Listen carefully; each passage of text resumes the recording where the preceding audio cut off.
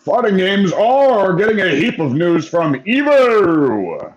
Yes, we got lucky and we scheduled our show to be in the in-between weeks after or before EVO and after EVO. But not during EVO. Yeah. Yes, because that would be the awkward one where it's like, well, there's probably some news going on right now. There is, we don't fucking know. Yeah. By the way, before we truly begin, here's the bingo card. If you want to play along, By the then it's a way, thing. Yeah? it needs to be said. It's the inevitable thing to take away from it, but it's, fighting game fans are eating, unless they're Grand Blue fans. Yeah. Sucks to be those guys. I mean, I was going to say they have something, but I don't know. They have cooldowns, is what they have. Yeah, that's the thing. Like the rollback is on cooldown. Ours can't use it yet. By the way, if both of us sound weird, it's because I just woke up and W is sleep deprived.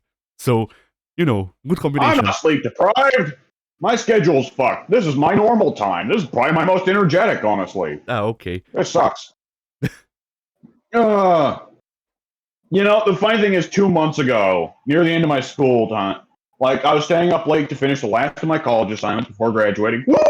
And also staying up late in Discord calls with Mike and he who shall not be named. No, I won't fuck around with that. Clorn. Trauma glove? Did you call him trauma glove? Trauma glove. This is Voldemort backwards. Oh, trauma and love. I was thinking it was like a torture glove or something. I must serve more penance in the pain glove. Anyways, yeah, between all of that, I don't really try not to remark anymore on the Discord talking with you guys about my sleep schedule is fucked because it's not been getting unfucked. So it's no longer a new circumstance. It's just the way things are for a good while. I've been wanting to make progress about getting it back to where I actually wake up in the morning, but I don't know why it ain't working. Anyways, probably the fact that I sleep through alarms. That's probably part of it. Interesting. Yeah, most energetic part of the day for me. I'm not a morning person, but I'm very much a night person. Go figure. So anyways. Everyone has rollback now! Except you, Grand Blue. Shut up. I mean, Tekken 7 still doesn't have rollback, but fuck it, we're gonna get Tekken 8, and Tekken 8 will almost certainly have rollback. Yeah, somehow. Well, I mean, Exo doesn't have rollback, but it's on the cursed engine, so it's never going to. Yeah, Unreal Engine is the devil. And not even Unreal Engine. Unreal Engine 3 specifically is supposed to be the devil. Well, yeah. Even Unreal Engine 4 or is it 5, whichever one, has a lot of input delay. That's 5. But they're fixing it. So Sony and Epic are working I forget, working together to reduce the input delay on PS5 at least.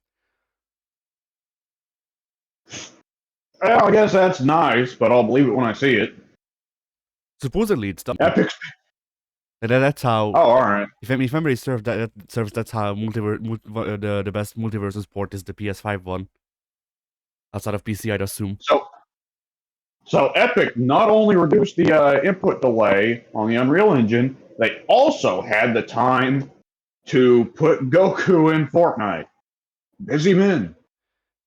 Not only Goku, they're putting all of the Superman into it. John Cena, Superman, Goku.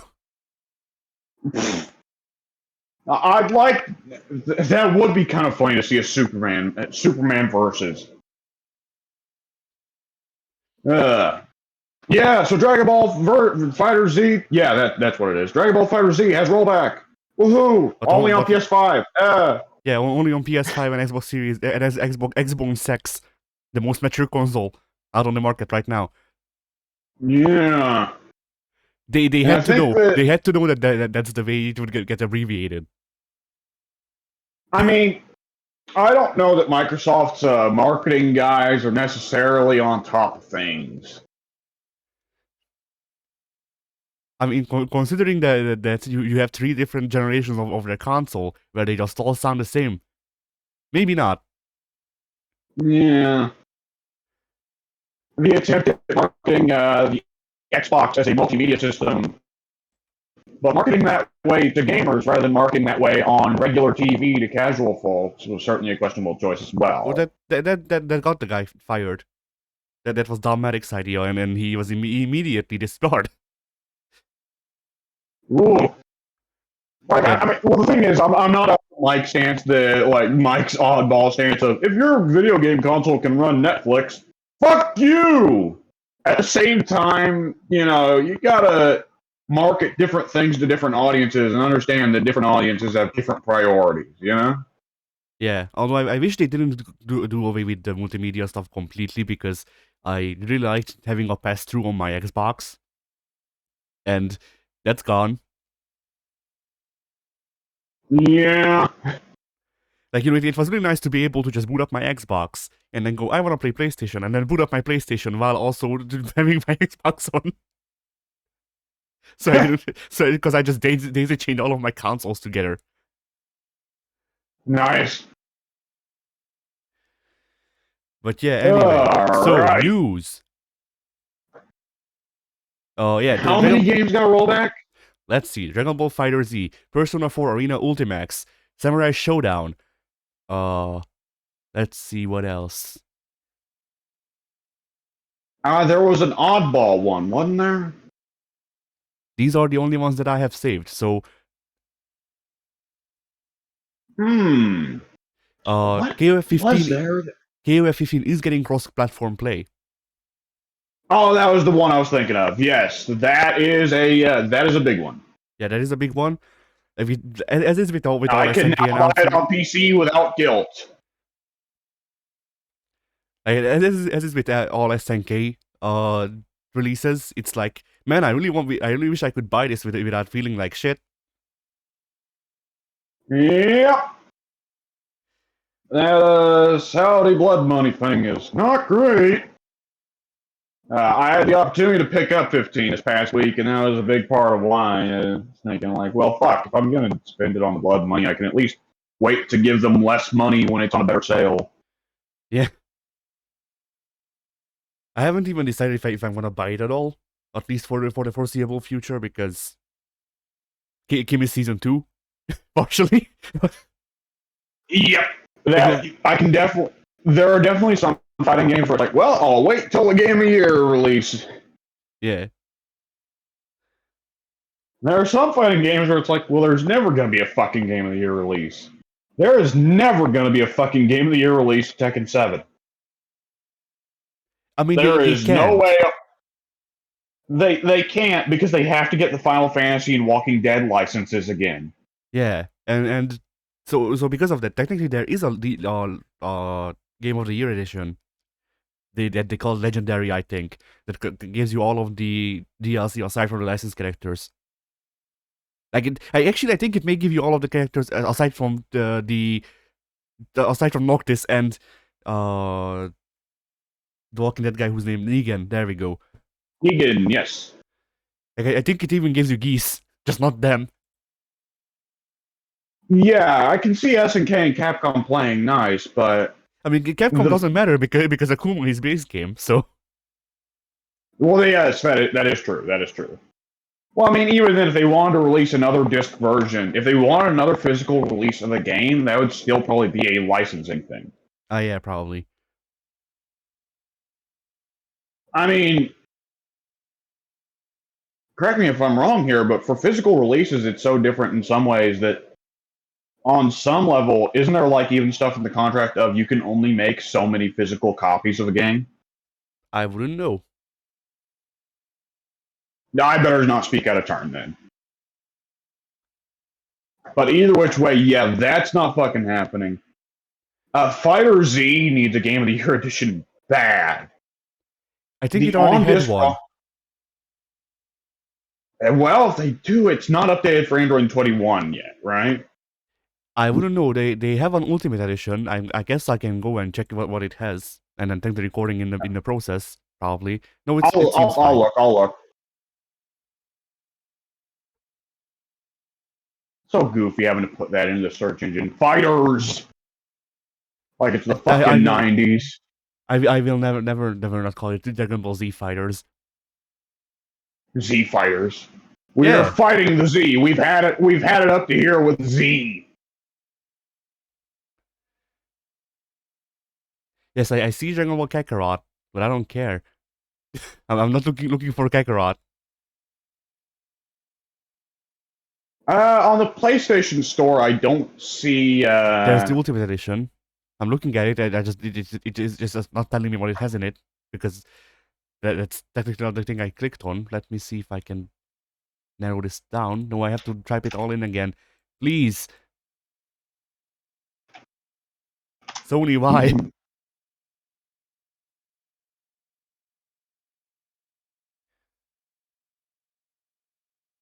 Let's see. It only comes with the first set of DLC characters. Ah, Which, let me check who that is. The first set is Broly, Bardock, Android 17, Zamasu, Vanilla Goku, Vanilla Vegeta, Cooler, and Super Saiyan God, Super Saiyan Vegito. Oh, also 21 if you didn't own her, but if you didn't complete the story, but what fool actually pays $5 to skip the story outside of tournament owners? You know. and Hello? most people have seen just skipped it. Well, I mean, I can't blame them for wanting to skip it, but it's just kind of a mindless waste of $5. And this is coming from someone who does honestly have a fair degree of dispensable cash. I mean, it is kind of a waste of $5, but at the same time, you have to consider both of us have bought the accelerator before. For 2K? Yeah, Yeah, but there's other stuff attached to the accelerator. I will that's say true. because like I do edit stats, generally speaking. But yes, well, when there's stuff attached. Well, the funny thing is, for 2K19, I 100% got it because I couldn't be asked for that showcase. And on top of that, the number grinding degrees was insane in that game for buying the guys from the in-game store. But Yeah. 2K22, well, I got it to skip the money grinding. 2K22 actually has characters that are mandatorily locked behind the showcase, and you can't get except beating the showcase. That is the only way you can get Eddie Guerrero and JBL. They are otherwise. It doesn't matter if you have the accelerator or not. They are otherwise locked. That's a decision, I guess. Yeah, I guess they really want people to work hard for JBL. Yeah. The funny part of that whole thing is that I think the only way No. yeah. What? Let me throw this one in. There's a third character I forgot who's locked behind the showcase. Dominic. Ah, Pink's favorite. In order to become his poppy, you must first defeat Seth Rollins? What? Yeah, you need to beat his real dad. Yeah. Well, no, his new dad is Rhea Ripley. She's his poppy. No. Rhea Ripley is not his dad. No, Rhea Ripley is not. Yeah, she is his daddy. Well, we're gonna catch him in all of the above here. I think we need a Jerry Springer segment for him to just come in, compare Ray and Eddie and Rhea's DNA. But then the question arrives of if the answer comes up, Rhea, how'd you do it? It's a little bit of the old The Immaculate Conception or whatever it is called. Immaculate Conception.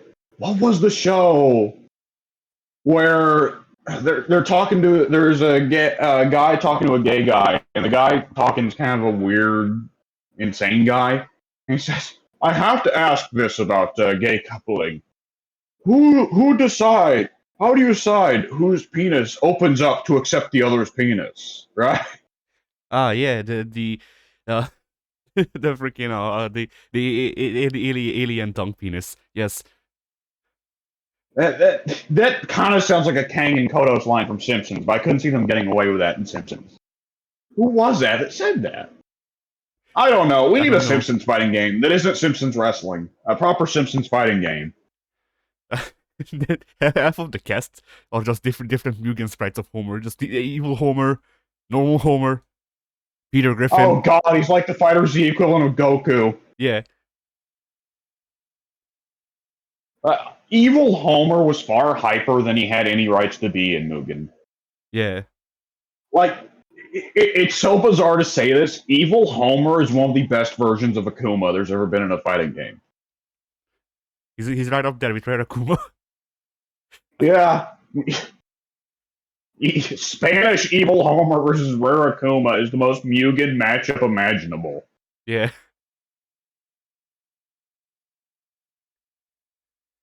Just make it where he shouts like badly dubbed Spanish lines from the show on every move, not just some, all of them. But they're not like they're not just badly dubbed in that their quality is low. It needs to be so that it plays the English audio, and then the English audio ducks out a bit, but not enough for you to not hear it anymore, and then the Spanish audio starts.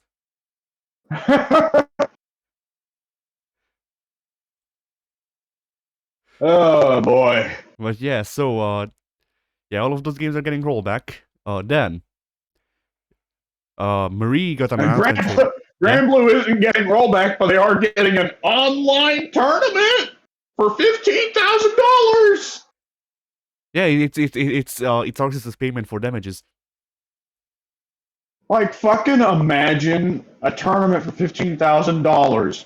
You're the most well-practiced and high-quality fucking Grand Blue player in the world, and you lose to a guy with a lag switch. It's fine, just practice underwater.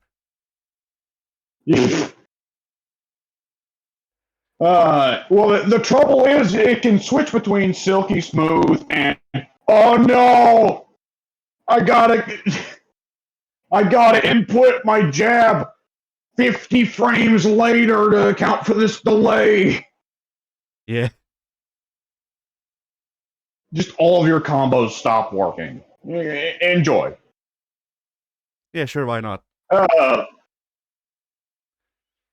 That's just comical. That's just brutal, is what it is. Yeah. Oh man. But there was also. Yeah, also Schoolgirls announced Mary. Yes. Interesting choice. It was we have to assume for it. It was inevitable, yeah. I think by this point, just about every fighting game agrees the boss needs to be made playable. Yeah. Like, how many fighting game bosses are there that have still never been playable in an official game? Not counting Mugen, an official game. The characters from Red Earth. Not entirely true. Some of them were playable in SVC Chaos. Oh, right. Let's see. Probably a good couple from Marvel vs. Capcom. Like, I think Apocalypse was never made playable. Onslaught was never made playable. True. Galactus was playable, though. Galactus was playable. Holy shit. Ultron Sigma was playable, but only if you paid up. So I don't know. Well, I don't think Ultron Sigma was playable. It was just Ultron or Sigma.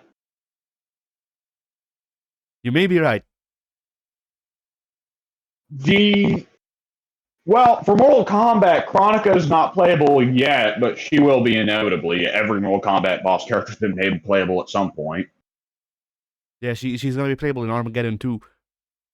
You know, if it was actually 2D this time and every character had at least one unique fatality rather than create a fatality, Armageddon 2 would sell like fucking hotcakes. Yeah.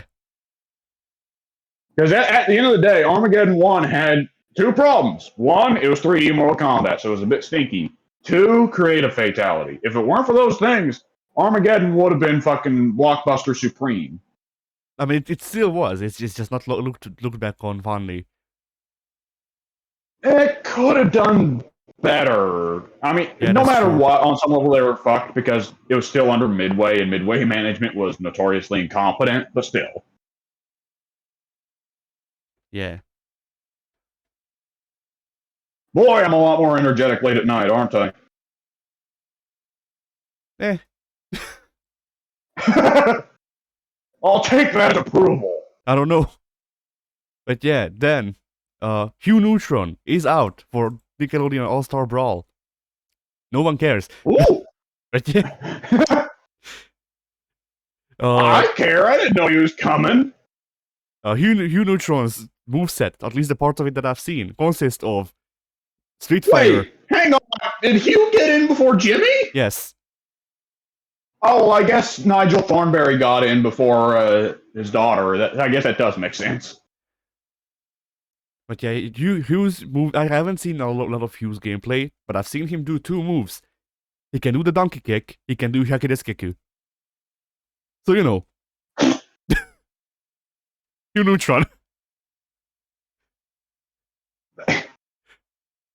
You know, I was about to jokingly say, fuck it, just give him the whole Ryu set. But then I remember Shaggy unironically has pretty well the Ryu moveset in multiverses. So we have gone beyond the absurd here. Yeah, I mean, like once again, the moves I've seen from Hugh are just a Ryu move, a Chun-Li move. So I hope he has a spinning pile driver too. He does the Bronco electricity.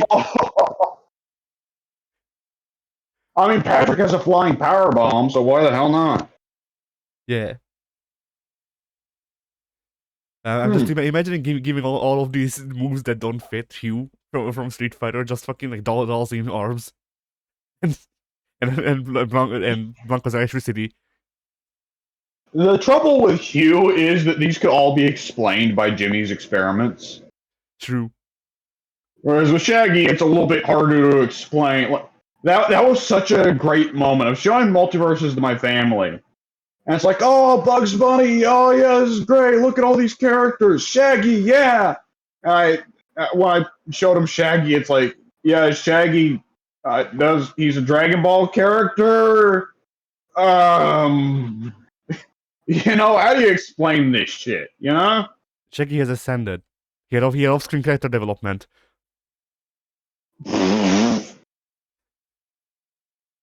He spent some time in the hyperbolic time bullshit. Yeah, he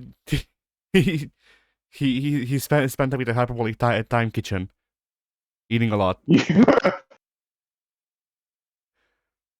Oh boy. Then, two new characters were announced for Street Fighter 6. Yes. Namely, Tasty Steve and James Chan. Yes. That's actually, those are both 100% crowd pleaser options. Yeah. Those two were easily the most demanded that I saw in the comment sections for the first announcer reveals. Yeah, you know, it's this weird thing, but when I got into watching Tekken tournaments, it was always coordinated by Tasty Steve and Aris. So I'm just like, well, if I only ending Aris, even though Aris knows fucking nothing about Street Fighter, but still, he might know something about Street Fighter. I don't know. Aris knows nothing about Street Fighter. The one time they asked him to commentate a Street Fighter tournament, he did it really badly to such a degree that it was hilarious. And on top of that, Aris has some fairly controversial statements associated with him. I wasn't aware. Yeah.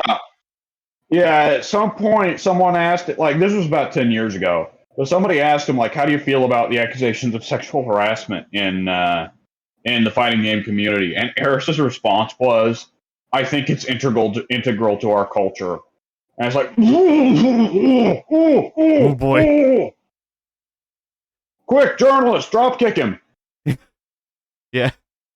Start giving him knife edge chops. Lock him into the rolling cradle. Yeah. Actually, come to think of it, the irony of making a Ric Flair reference towards a guy trying to defend sexual harassment. Interesting. Yeah. We'll pretend it's a Charlotte reference. Yeah, Ric Flair doesn't exist. He's made up. He's just made a backstory for Charlotte Flair. Yeah. Why would the WWE writers have chosen to make him a sexual harasser though? I don't get that Vince wrote part. him. Doesn't seem like a great writing plan. Oh boy. Woo! So yeah. Good old Rick. Anyway, Multi-Blood Type Yep. Arena announced battle system adjustments for Season 2. Namely, that they're making the game less restrictive, which is nice. Yay! And let's see. Anything else that's not the big news? Well, the big news, as if the shit we're talking about isn't the big news. Yeah, the news that for the most part we care about. We didn't get to talk much about Jury and Kimberly, and I'm excited to talk about them. But other than that, yeah, we got bigger news. Yeah, I guess before we hit Jury and Kimberly, we also have the new Garo. And, this is like 100% just the prince forcing them to make this because he likes Garo. Like the guy from what I remember has been pretty outspoken about how much he likes. Or no, I'm wrong. The guy from SNK who talked with Harada recently, Oda, I think his name was. He said that the prince really enjoys the old catalog of games, and then because of that, there's gonna be new games with those IPs and stuff like that. So if you see a new Ikari Warriors, you know why. Yeah. Again, as we were saying earlier, I feel guilty for that. Same time, man, for him to be a blood prince, he's got good taste. I mean, doesn't he have an anime profile picture? Says it all. No! Oh, man. Then, anyways, we also have KOF 15. I mean, yeah, go ahead. Let's not roll over this. Let's hit it real quick. Did anyone have it on their 2022 bingo card? Oh yeah, Garo, Mark of the Wolves 2. What? You shitting me? I mean, no, but at the same time, they did recently get Garo to pitch to them again by the people who did Streets of Rage 5 or 4, I forget. Well, that is true. I would be shocked if it's them though, because that's a stunning turnaround time. Yeah, I mean, there's not much we can really discuss here because like all they showed off was one promotional, like one key art of Rock, and they're like, it's fine because there's nothing of the game. I mean, Tekken 8, all we know about Tekken 8 is Kazuya is in it. Wow. Well, like, we technically don't even know for sure if it's Tekken 8, but the thing though to handle though is, for one thing, if it is the Streets of Rage 4 team on Karo 2, we know the game's going to be drop dead gorgeous. And the other thing would be, conveniently enough, the disc of the canned Garo 2 prototype did get leaked like a month before Garo 2 for real got announced. And we've seen before the planned character designs for the canceled Garo 2. And it's no guarantee they'll use any of that. But if they do, there were some pretty cool character designs on that sheet they released, I didn't see the leak, but yeah. And at the very least, we know from the one image, it's not just Rock, but in the background you can see Kane or Kaine, I forget what he's called, and Billy. So we know Billy's coming back, which is interesting on its own, honestly, because Garo's, future Fatal Fury, shit's changed. So where's Billy gonna be now that Geese is 100% dead? Yeah. Kind of a rudderless ship. I mean, it's weird because around the same time that Street Fighter 6 is finally giving us far-flung future version of the Street Fighter characters, we're going to be seeing Garo 2 give us far-flung future versions of the Fatal Fury characters. Yeah, because shit, this is how the timeline was meant to be. Because if you think about it, Garo 1 released around the same time as Third Strike. It did. Oh my god, I didn't even think about that. You're 100% right. Street Fighter 6 is very clearly trying to be Third Strike again. Oh, look at that, it's Garo 2 again! Capcom and SNK in lockstep as always. I mean, SNK nearly fucking died before KOF 13 came out around the same time as Street Fighter 4. I mean, Fuck! they're used to it. They've died like 3 times before. That is true. But yeah. So what this means is that after these games are released, after like 2 or so years, we'll get CVS 3. So here's the thing, right? Yeah? Garo 2 is the best shot we've ever had at having Kim and both his sons in the same game. I don't know if they'd have Kim, because his sons are pretty much just like, here's some of Kim's moves, but with some more like added attributes. And that's Yeah, but for Kim, I feel like they'd have to change his moveset up just because he's gotten older, you know? that's true. Because, you know, Terry and Garo introduced a lot of moves that we now consider iconic for Terry, but that's because KOF ignores the Fatal Fury timeline and just gives Terry whatever moves they want. Yeah. Terry and Garo plays considerably differently from the classic Fatal Fury Terry. Then yeah, God, this is crazy. they could do something interesting with Kim then. Speaking of him though, I just want to point out, I don't know how I feel about his new design for KOF 15. I haven't seen it. Is it not just regular Kim? No, they changed his design a bit, not much, just enough that I don't like it. Because you see, it's just, from what I can tell, it's just normal Kim, except he's wearing one of those like powerlifting shirts that Ken has in Street Fighter 4 or 5 rather. But yeah. Oh, that's weird. Yeah, and I don't like it because I don't like those shirts.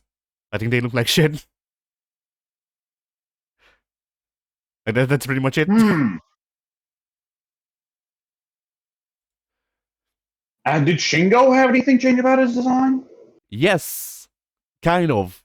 I don't know because they only show, like, they didn't show off actual like renders or whatever. It seems like they just showed off concept art for what their designs will be, because that's how early they are in development, I suppose. Yeah. And I can actually send you the video where they showed them off, and they appear in the thumbnail. So give me a sec. There you go. But yeah, Shingo looks more or less the same. They changed his jumper, but that's pretty much all I could notice. I guess they changed his hair. You know, I actually kind of like this Kim design as long as they stick it with the theme of he's turning into more of a dad. I like Shingo in the tracksuit. I mean, I wouldn't mind it if it was a different kind of shirt, and that's pretty much it. Yeah. Well, there will be different colors. I mean, that doesn't help with the design.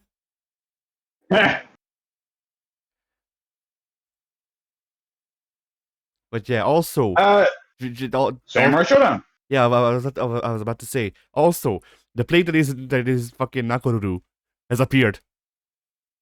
We will never escape her.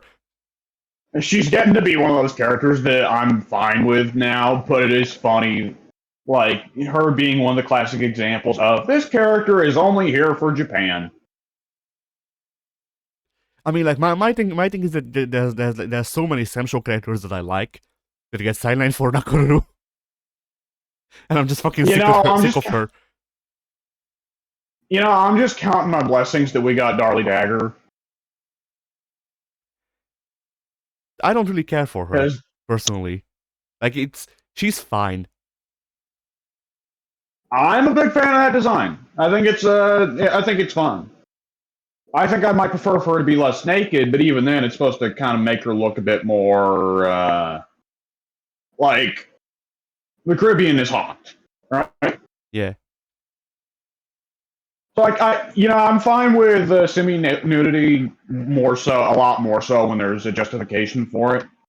I'm fine with it in her case because it's like, oh, it's fucking hot where she comes from. I'm fine with it in Melina's case because Melina's compensating for her face.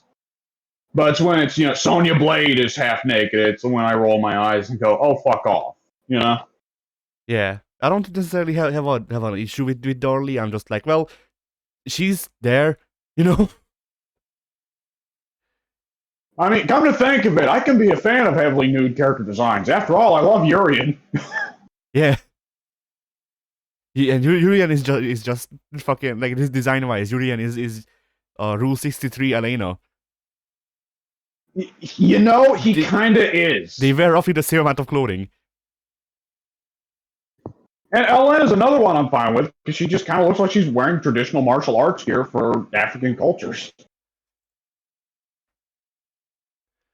Like, on some level, honestly, with Elena, I almost feel like it's not so bad because Elena seems like a lot less horny of a design. You know? Yeah, with Elena, I'm not the biggest fan of Elena's design, at least in 3, just because the rotoscoping freaks me the fuck out sometimes. But you know, Elena looks great most of the time, but that wind pose that they copied from the Guns N' Roses music video looks weird. That's the one I'm thinking of. That's specifically that animation is just unsettling. Yeah, it's not right. It's not right. It's not. They didn't do the frame pacing the right way, so it's not animated at the same pace their other stuff is. Yeah. And then, like, you know, it's a thing of like I'm expecting when she does that pose, I'm expecting Elena to start dancing like the fucking the demon in the demon in Face. So someone needs to make that animation if they haven't yet. But yeah. Then what a weird time. Yeah. Then other news. Let's see. Did we say the Sam show is getting rolled back? Because it is. I think we did. Anyway. Yes. And that is a big one. That's a big one. Yeah, Sam show getting rolled back is a big one.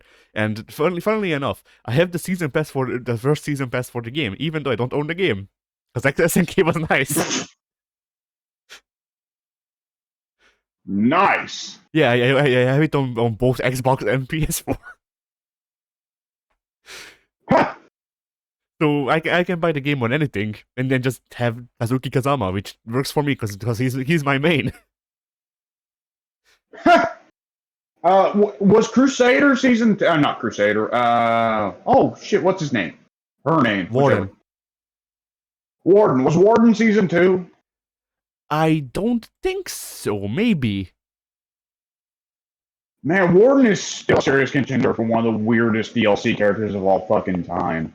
Like you know, I really like how they chose to put in the one character that doesn't fit with the time, or you know, like the setting of the game, out of that whole game. Well, yeah, that's the thing. Like, Warden was chosen because he's For Honor Man. Everyone sees him and they go, "Oh yeah, For Honor Man." Like, the only bigger For Honor Man is Raider, and Raider would have looked real fucking out of place. But like, well, even then, like, help me here. What's the name of the French chick in Sam Show? Charlotte. So the trouble, one of the big problems with Warden is, like, his gimmick is he's heavily armored European dude in Sam Show, but Charlotte already is heavily armored European dude in Sam Show. Yeah. Oh, the fuck? What'd you call me? You heard it right. Okay, so yeah, damn it! Warden is season 2. But I'm surprised because I'm looking at the DLC lists for characters, and they re-added Amakusa, even though Amakusa died twice. I guess it doesn't matter. I mean, the rules are. The closer you come to look, wait, I'm trying to. Am I thinking of the right character? Who is Amakusa? The boss of 5 Special. One of them. Also the boss dude of that looks 4. like a chick. The guy with the ball, the magic ball that he throws at you. The dude that looks like a chick. Maybe. Let me send you a picture. There's a picture. The dude that looks like a chick. Okay. Yeah, you know, when you get closer to femboy, the rules stop applying to you, especially in Japan. Friggin' like then again, like I say, Amakusa's back from the dead. I'm pretty sure that was a character trait. He just kind of does that. He's a wizard. Shut up. Yeah. Also, in season 3, Baiken. Oh right, biking. Fuck, that's a weird one. Well, the weird part is that she's obviously a sci-fi character. Yeah, that I mean, the thing here is that Arxis gave Baiken over to SNK so they can take inspiration for implementing Counter Strive. You're probably actually discreetly quite right. I mean, I'm making a joke because I'm salty, but still, there's probably some truth to it. Yeah, it's there's definitely you got your Sam show in my Guilty Gear. You got your Guilty Gear in my Sam show. Yeah. Oof. Yeah. Anyways, yeah. Ooh. And speaking of Guilty Gear, yeah, go ahead. I had no other point. Continue. All right. So speaking of Guilty Gear, Guilty Gear has announced their release schedule or whatever the season 2 schedule for Strive, which is you're getting a new character. We'll come back to that. Don't worry. Then, or actually, we're getting 4 new characters and 2 new stages. Also in the fall, supposedly, we're getting the crossplay update. Again, thank God. Always need more of that in gaming. Yeah. Also, just now with the character, they from PlayStation 5 they reduced the input delay, and on Steam they made it so you don't have to download Totsugeki to even play the game. do you know what I'm talking about? No, I don't. So when you boot up Strive, if you remember from the beta, when you boot up Strive, it first needs to connect to our Arxis servers, words. But yeah, it first had to connect to the servers. Yeah. So someone made a launcher for Strive called Totsugeki that speeds this process up. I don't know how. Because the big problem with the normal launcher for Strive is that when it's signing into the server, I think it's trying, like, no matter where you are, it's trying to connect to a Japanese server. So, you know.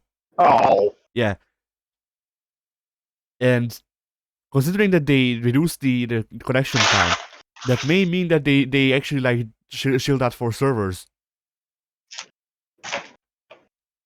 Yeah, every day we see it time and step again of Japan's attitude on online gaming is, does it work in Japan?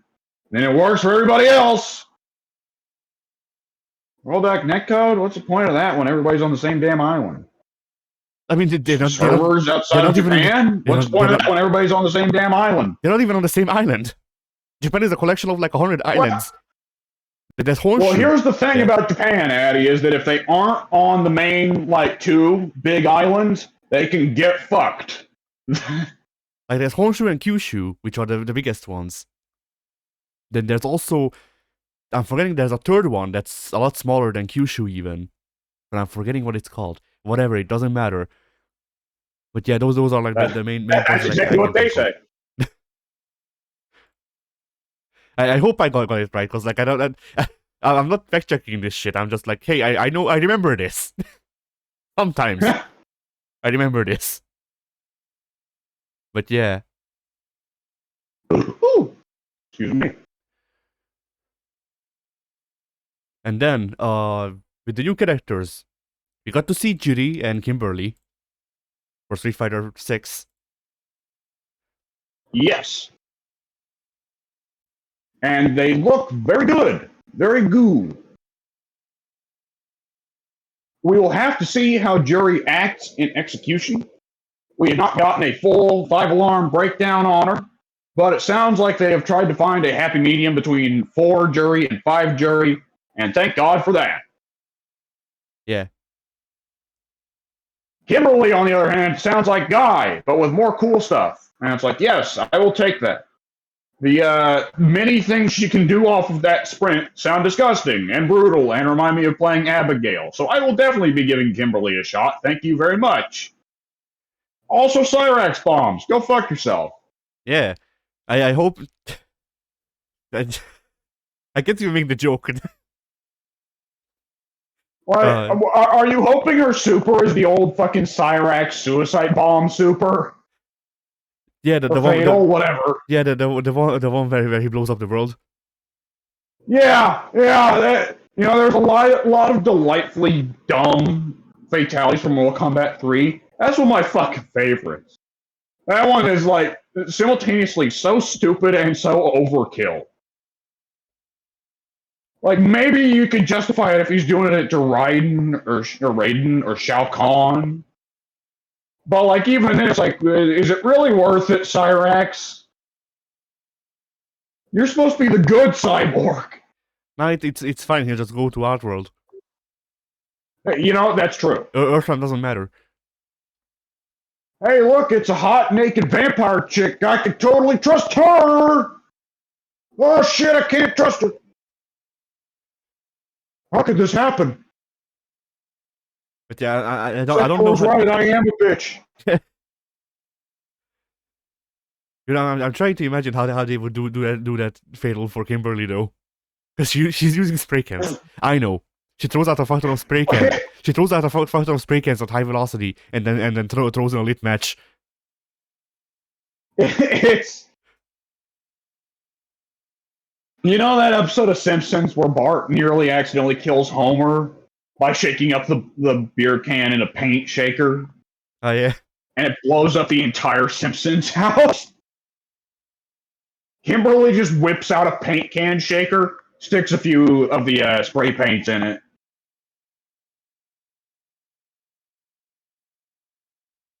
Oh, man. Anyways, yeah, fun stuff there. Did you see what Soon posted in the gaming chat? The reveal of the faces they can make. Yeah. Every time I see this face change feature, I love it more and more, which is something, because I was loving it the first time I saw it. Yeah, it's nice. It's nice to see that Capcom is picking up Soul Calibur's slack. Yeah, we all need to pick up Soul Calibur slack because there's a lot of it. It's fine. All of the Arxis license game will have the booba. Fucking, I don't know what can pick up the character creation, and Street Fighter can take the Street Fighter can take the narrative stuff. Soul Calibur didn't have that much booba until 3. We all know 3 was where the end began. If anything, the booba is cursed. Put that on my headstone. Booba is cursed.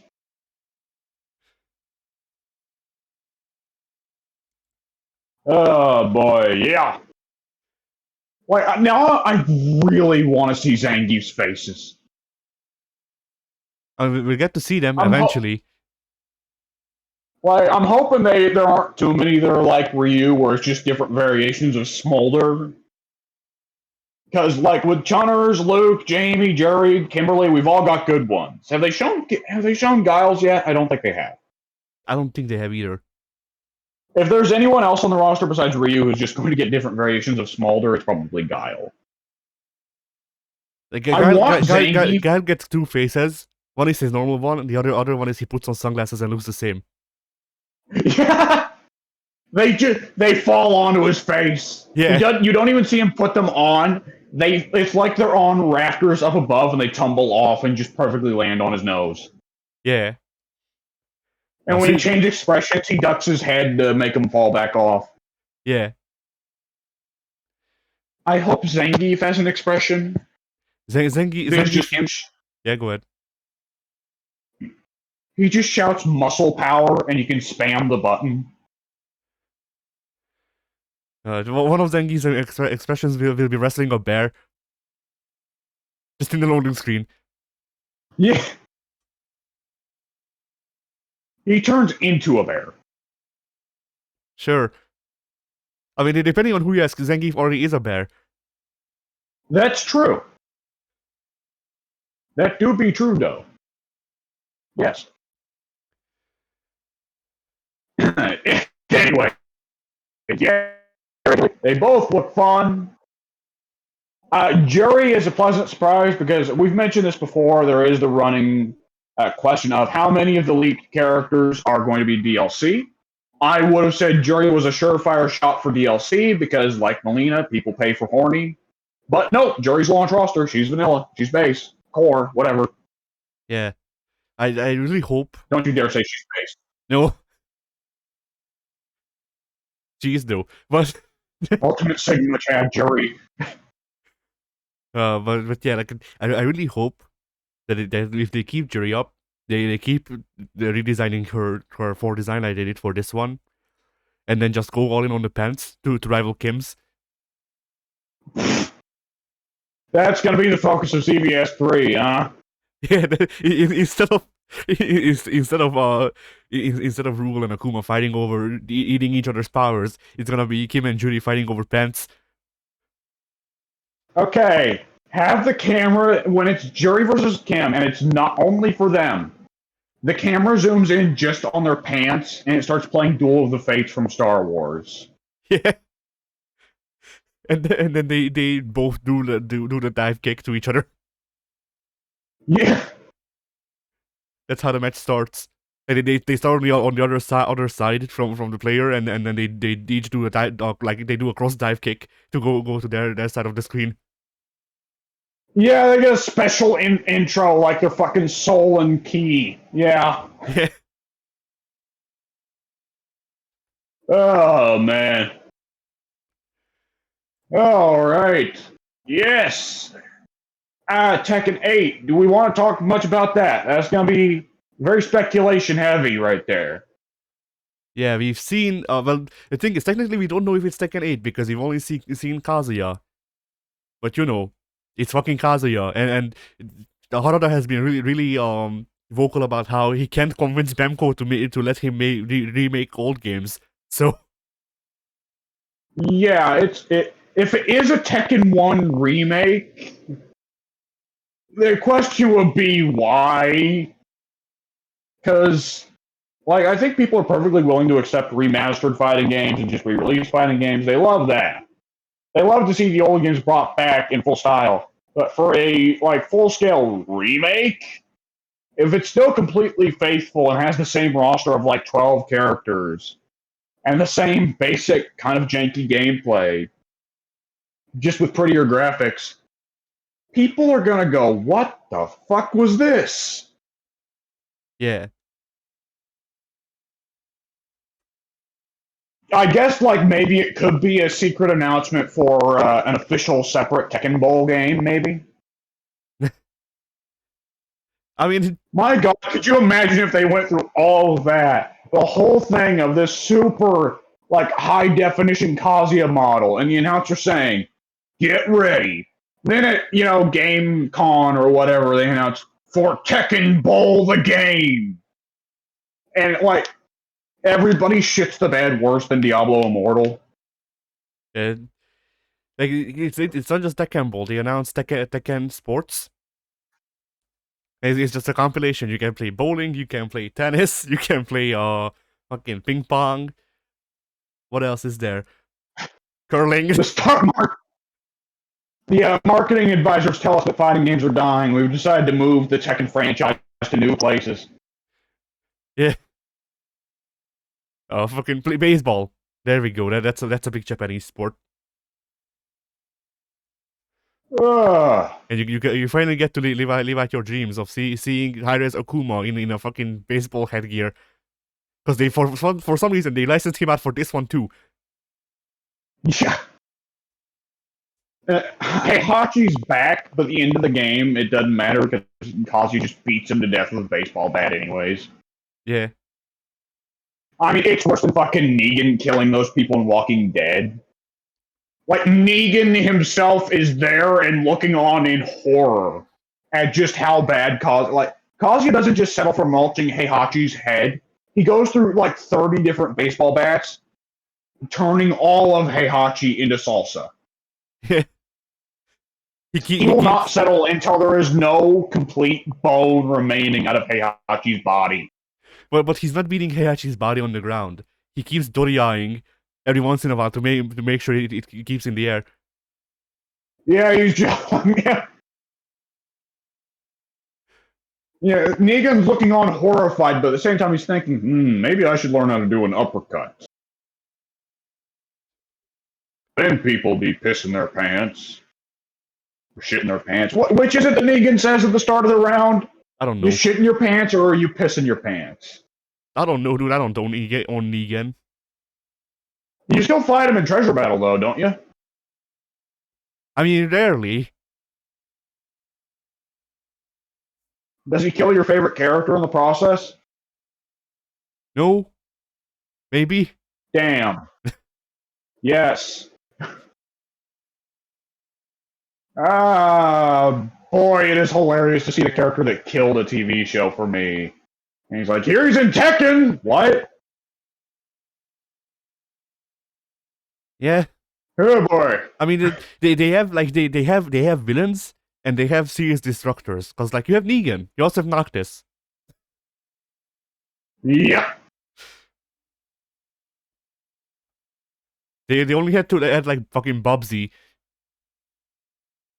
Did they do all that just so Brian Fury could finally have a friend? Maybe. But yeah, so Tekken 8. We saw Kazuya, and we saw the new splash screen on the start of the game where Jin and Kazuya are attacking each other with the new Bemco logo that sucks dick. So you know. But how much dick does it exactly suck? At least 5. Oh no!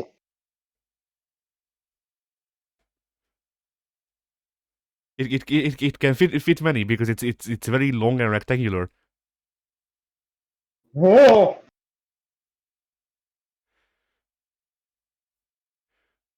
Yeah. But yeah, we'll have to wait until they properly announce it because like this teaser wasn't a lot. Although I did like the Twitter post someone made where they replied to that picture of Kazuya with the thing saying get ready, where they said this is not a teaser, this is a threat. Kazuya is on his way to your house. I do like that. The idea that Kazuya is now challenging random people to Tekken tournaments to prove he's best in the world. He must literally beat everyone in the world. Yeah, and the thing is that's something he'd do. Imagine you're watching the news one day, and just out of nowhere comes on, attacking the newscasters, comes on Kazuya with a spinning demon kick, right? Not even attacking the newscasters.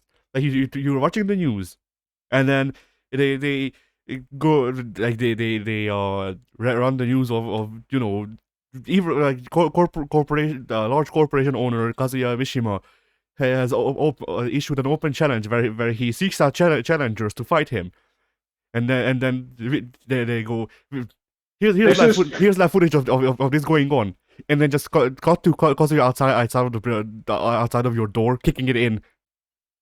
Yeah. This has made everyone forget that he is a demon. Yeah. Oh my god, I'm never gonna get over how bad that fucking story mode was. Yeah, I'm satisfied with the Akuma scenes in the story mode. That's pretty much it. Yeah.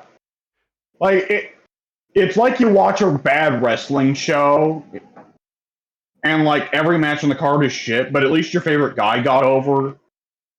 So you're at least happy with that.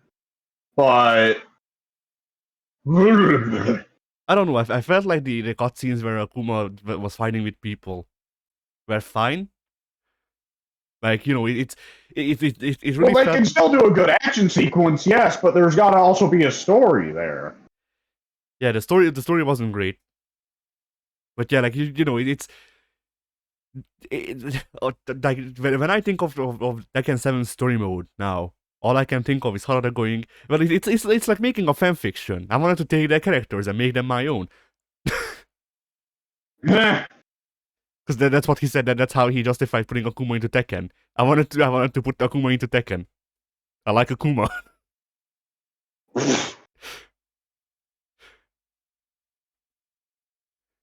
But My yeah. God.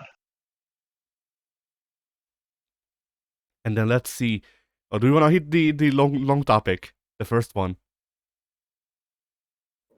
You said that you thought Bridget might be a long Yeah. topic, but I don't know. I feel like that'd be a pretty simple one for us. So yeah, Bridget has been announced for Guilty Gear Strive, and Yes. they're going with Bridget being trans, which Yes. is a thing. Is what we had all assumed for the longest time anyway. Yeah, like people are like I've seen some arguments that this is like it's a thing of people don't necessarily, or I've seen at least the ones I've seen, don't necessarily hate the direction, but at the same time they feel like it's losing out on gender non-conforming whatchamacallit, representation, which I can see as well. Yeah, at the same time. Well, I mean, go ahead. At the end of the day, the writer can do what he damn well pleases on this stuff as long as he's not just going out of his way to be like, man, I hate black people or something like that, I would say here, like, also, if we want to just play the game of exclusively just arguing who gets the most representation, there are very few trans characters in fiction. So if you want to argue that,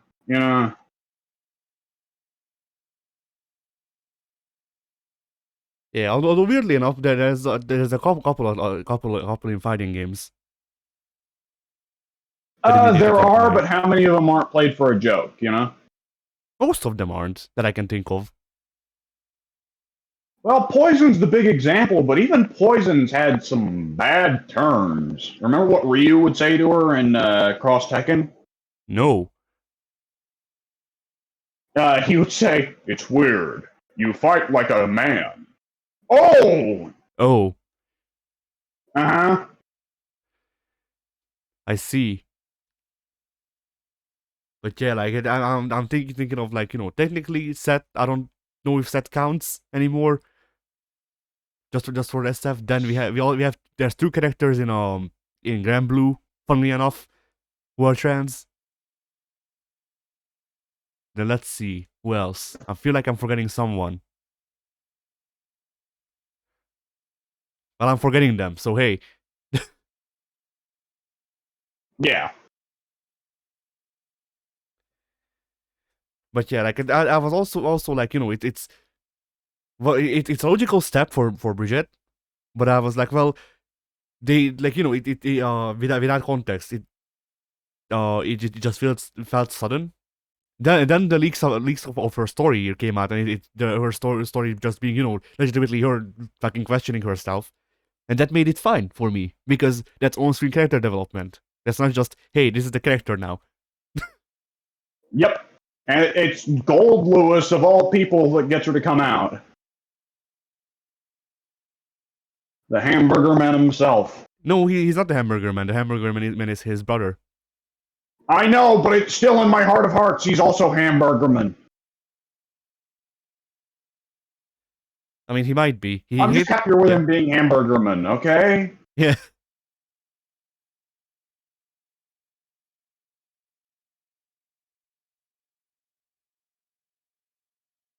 But yeah.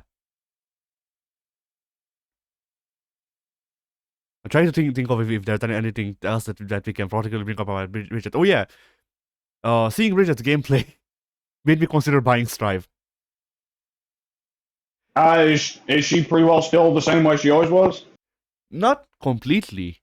But she, like, unlike the other characters that I've liked in Guilty Gear previously, when I played Bridget, or when I saw Bridget's gameplay, she looked mostly intact. Like, I definitely noticed that some of her moves are missing, but it was stuff that I'm sure was useful, but I'm not well versed in Bridget enough to know how much she's missing out on now. And the only Yeah. the only big thing that I noticed is that they made one of her specials into a super in Strive, and that's pretty much it. Hmm. Because like the move What's that she special? the move where in XX you have to send out a yo-yo, and then you can input the special, and the bear gets on like a motorcycle that's on flame and rides towards the yo-yo. Oh, I barely remember that. So they made that a super that automatically tracks the opponent. You don't have to send out a yo-yo. Oh, interesting. They also, I think, nerfed the yo-yo set play, but that's fine for That's me. typical for Strive. Yeah. Like Bridget just looked the most at home so far out of any of the characters that I've played in the previous games. Yeah. I mean, there's going to be a funny thing when, if they ever do that hypothetical all-in-one game, and, Gold Lewis is there with a bunch of characters who are not designed for Strive, and they'll have to redesign Gold Lewis so he's not just reliant on the coffin mix-ups. But that's the thing. I think if they're gonna do that now, it's gonna play like Strive. Yeah, Strive did wind up being much more of a success than the other Guilty Gears.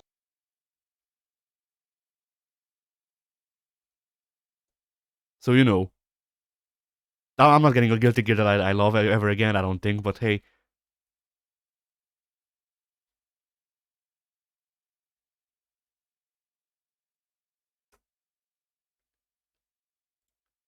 Anyways, yeah. Let's see. Oh yeah. And speaking of Arxis, Arc System Works has put out a thing that they want to wants to be less passive with IP collaborations. They want to work with more IPs. nice. I was aware they being passive already, but Yeah, but I guess they want to I guess they want to go back to like the mid 2000s time when they were just like, hey, Basara Cross, Hokuto no Ken, all of this fucking bullshit that doesn't really play well. But hey, why not? well, I mean, like Grand Blue and Dragon Ball made them oodles and oodles of money, even though they weren't like Guilty Gear is very odd for being a Guilty Gear artist license that made them money nonetheless. Yeah, that's true.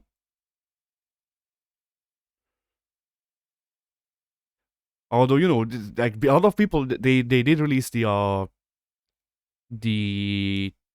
survey results for Strive, and a lot of people had seemingly in every region have been asking for guest characters, except maybe Japan. I forget. Ha! So them wanting to work with more IPs and shit like that might mean that I actually get a Kuma in Strive, and that's I'll buy Strive if that happens. That, That is just a what flat do you out thing. do if you get Negan Strive? I don't know.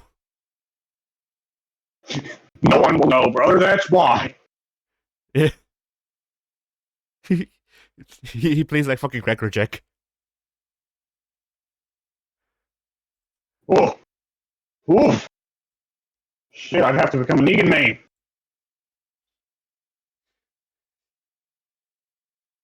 But yeah. Like them doing more collaborative stuff, like once again, it's a thing of like, yeah, well, of course, this means that they're gonna do more games for other people's IPs, but considering that here they're using the word collaborative or collaborations, seems to suggest for me that they wouldn't mind putting other people's characters in their games too. Well, I mean, they've now put Biken in Sam's show, and correct me if I'm wrong. This is the first time the Guilty Gear characters appeared in a non-Guilty Gear thing, right? Well, in a console game, yeah. Guilty Gear characters have appeared a lot in What am I mobile games. missing? Oh, mobile games. Well, they don't count.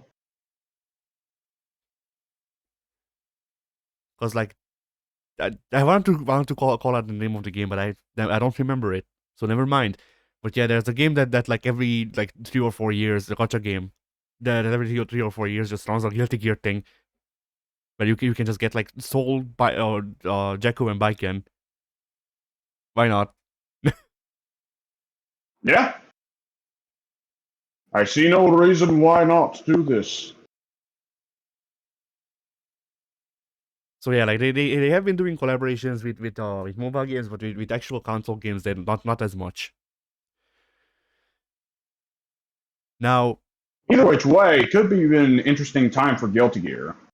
yeah, an interesting time for Guilty Gear. Also, Arxis, for the love of God, convince Capcom, give me Basara Cross with rollback. You know, the bigger question would not be, can I forget what I was getting around to. Proceed. All right, I guess. I was going to make some kind of point about Sengoku Basara, but my brain stopped working. I mean, Sengoku Basara is in this weird spot where the video games didn't sell as much as Capcom wanted them to, or at least, like the Yukiden didn't sell well because it wasn't great, and the release of 4 didn't sell well because it was on the same console that 4 is on. So Yeah.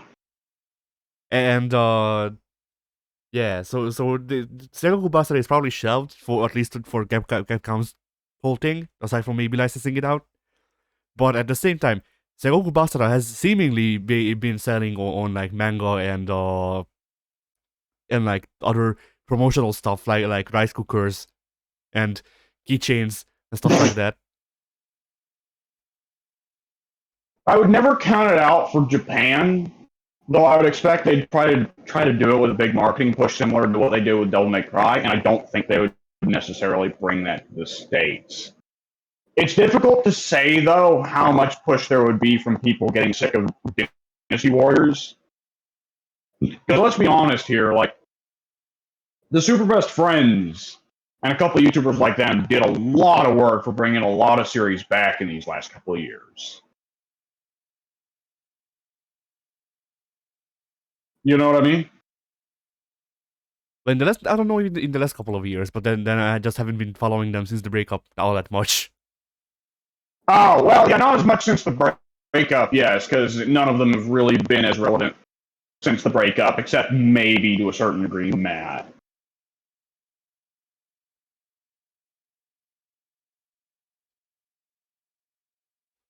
But yeah, before then yeah, I know words.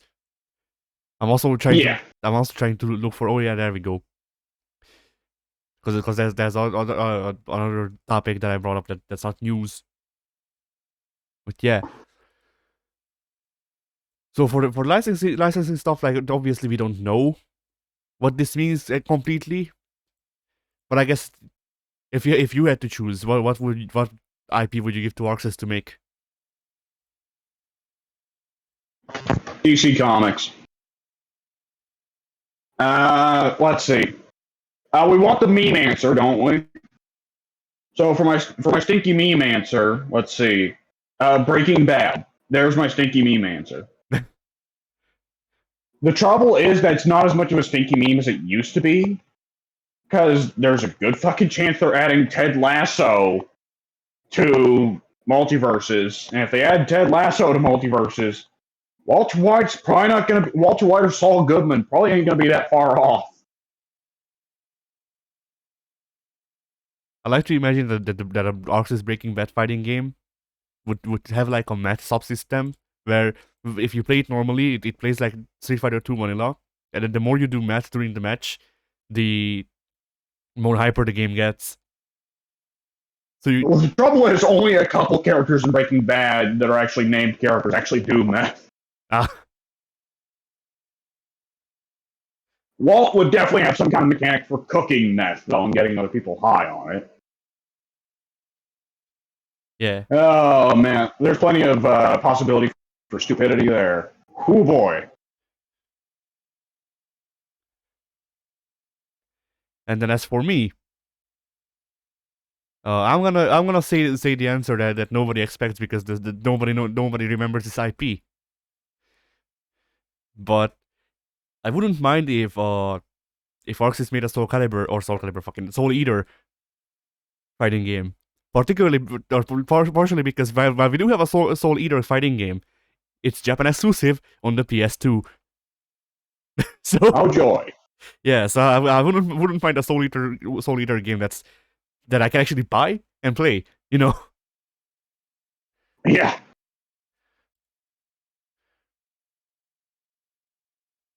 And then for me, man, sir, I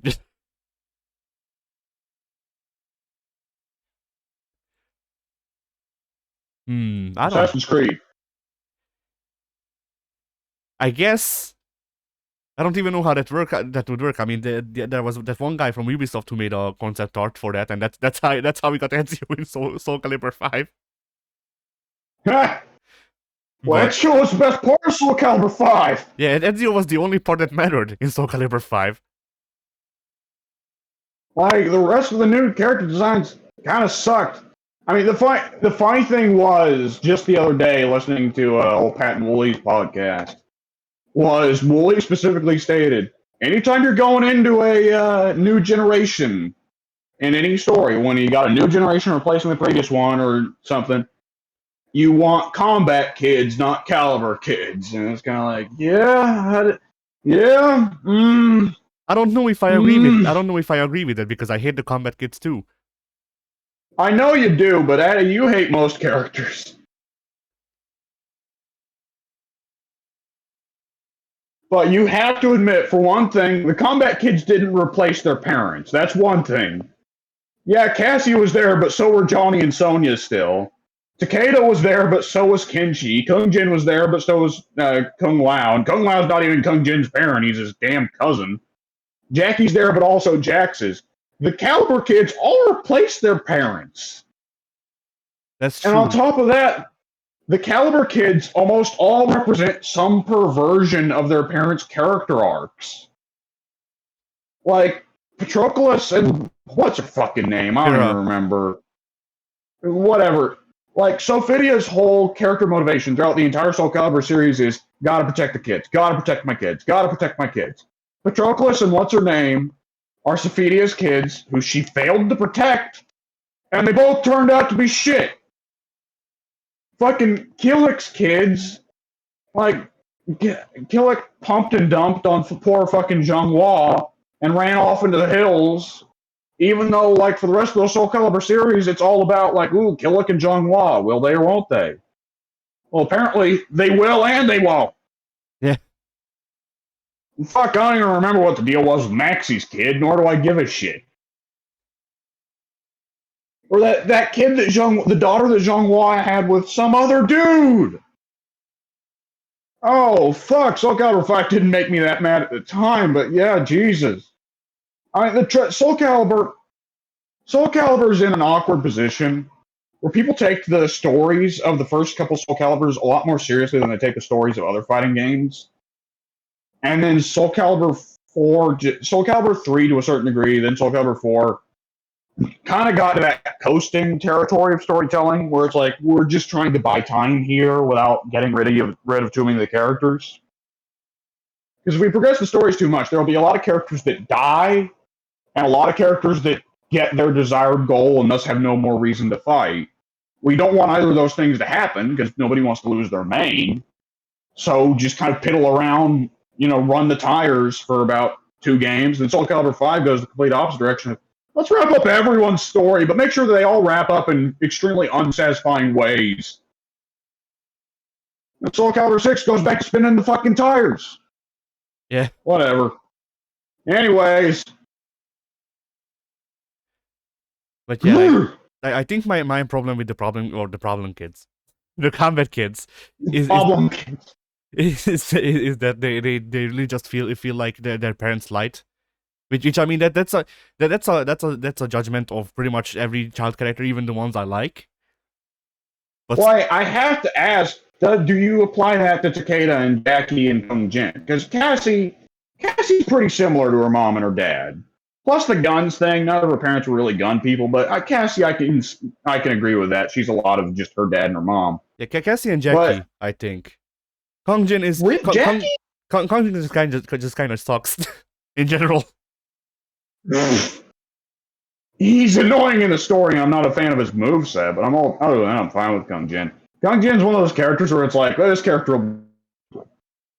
But like Jackie, Jackie, I think is a good example of how to. She's got quote unquote metal arms like her dad, but she deviates in that rather than being robot arms, she's just wearing gun gauntlets. I think that's a neat way to like still have it be where it's visually she's similar to her dad. You can see the heredity there, but at the same time, she's different. She's not just Jack. She's got her own thing of guns for gauntlets or guns for arms for all kinds of purposes. Oh, she's not got shotguns for arms, but that would have been hilarious. Shotguns for legs. That's what they should have done with Jackie. Give her shotguns for legs. We make her into the Scotsman from Samurai Jack. Well, Jackie has 100 incredibly. I nearly said something that would have ruined my kayfabe gimmick. It has 100 like incredibly buxom, fucking warrior women daughters.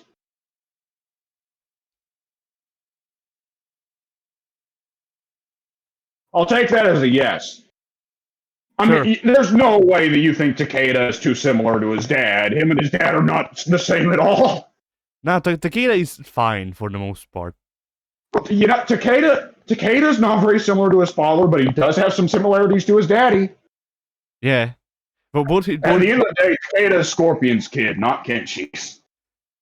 Yeah.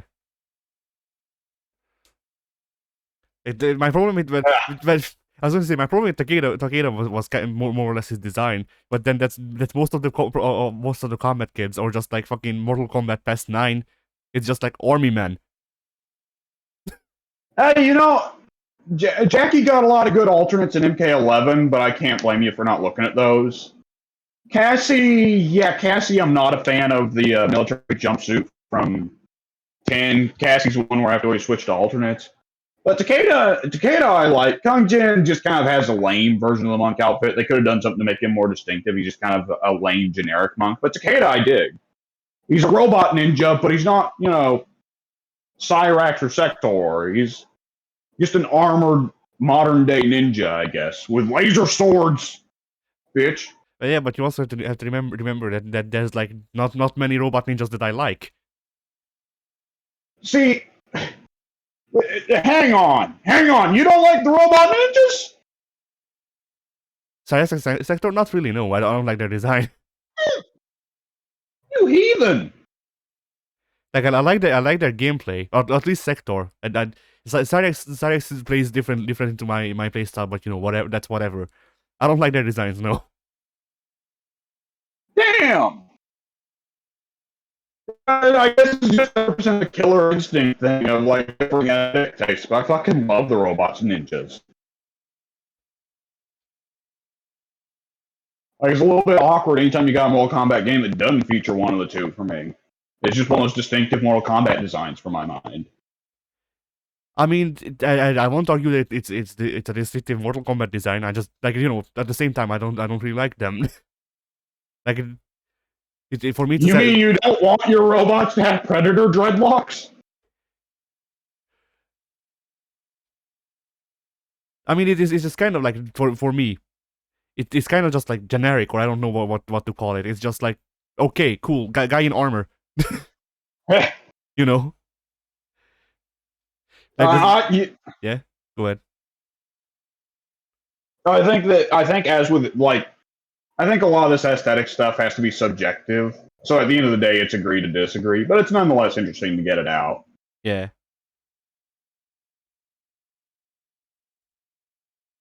Oh man, it's like a thing of yeah, go ahead. You know what actually would be very interesting for a game to do, for at least Mortal Kombat to do? Yeah.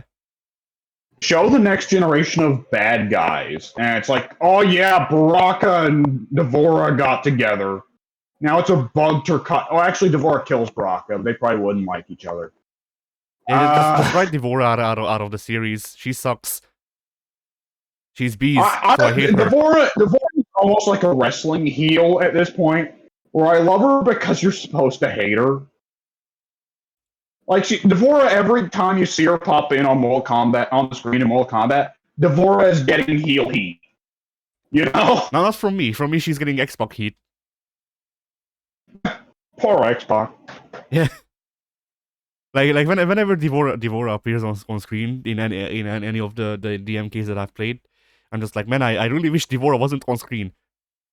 It's like the opposite of that thing of like, when such and such isn't on screen, you should be asking, where's blah blah blah.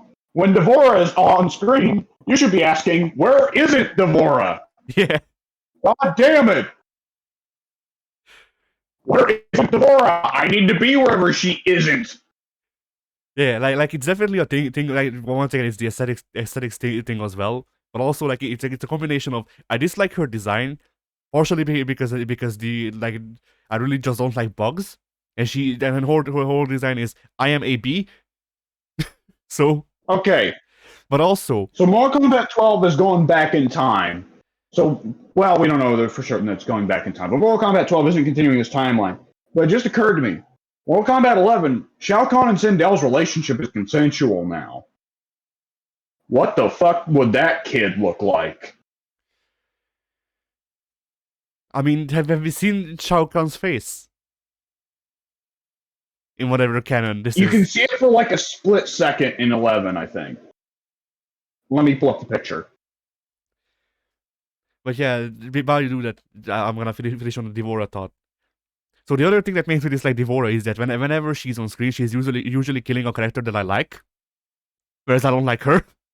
So Yeah. like it really feels like a mid 2000s John Cena push that she has, where they're like, Devora's great. We need to have Devora go over everyone, but going over everyone in Mortal Kombat means killing everyone else. And so No one missed JBL that much, Addy. I mean that's true, and That's Shao Kahn's face, by the way. Him giving the old Yeah. stink eyes.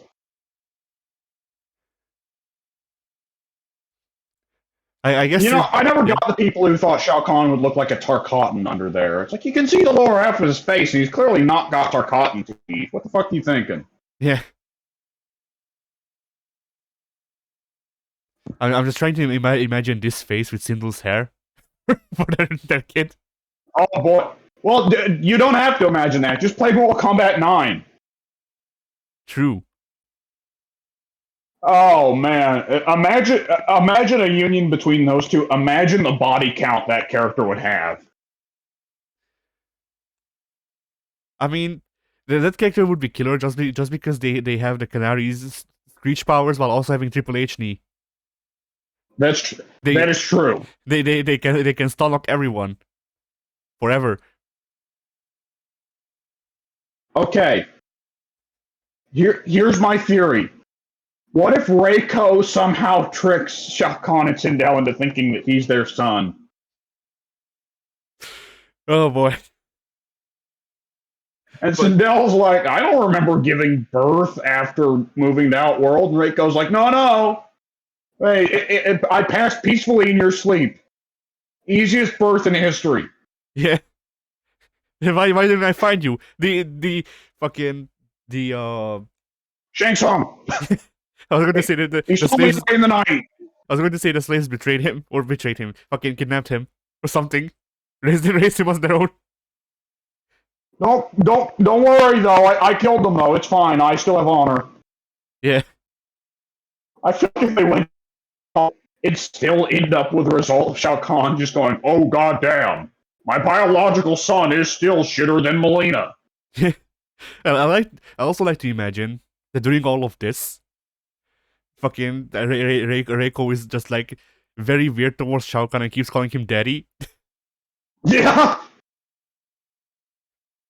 Just like asks if Shao Kahn will bump him on his knee. Yeah.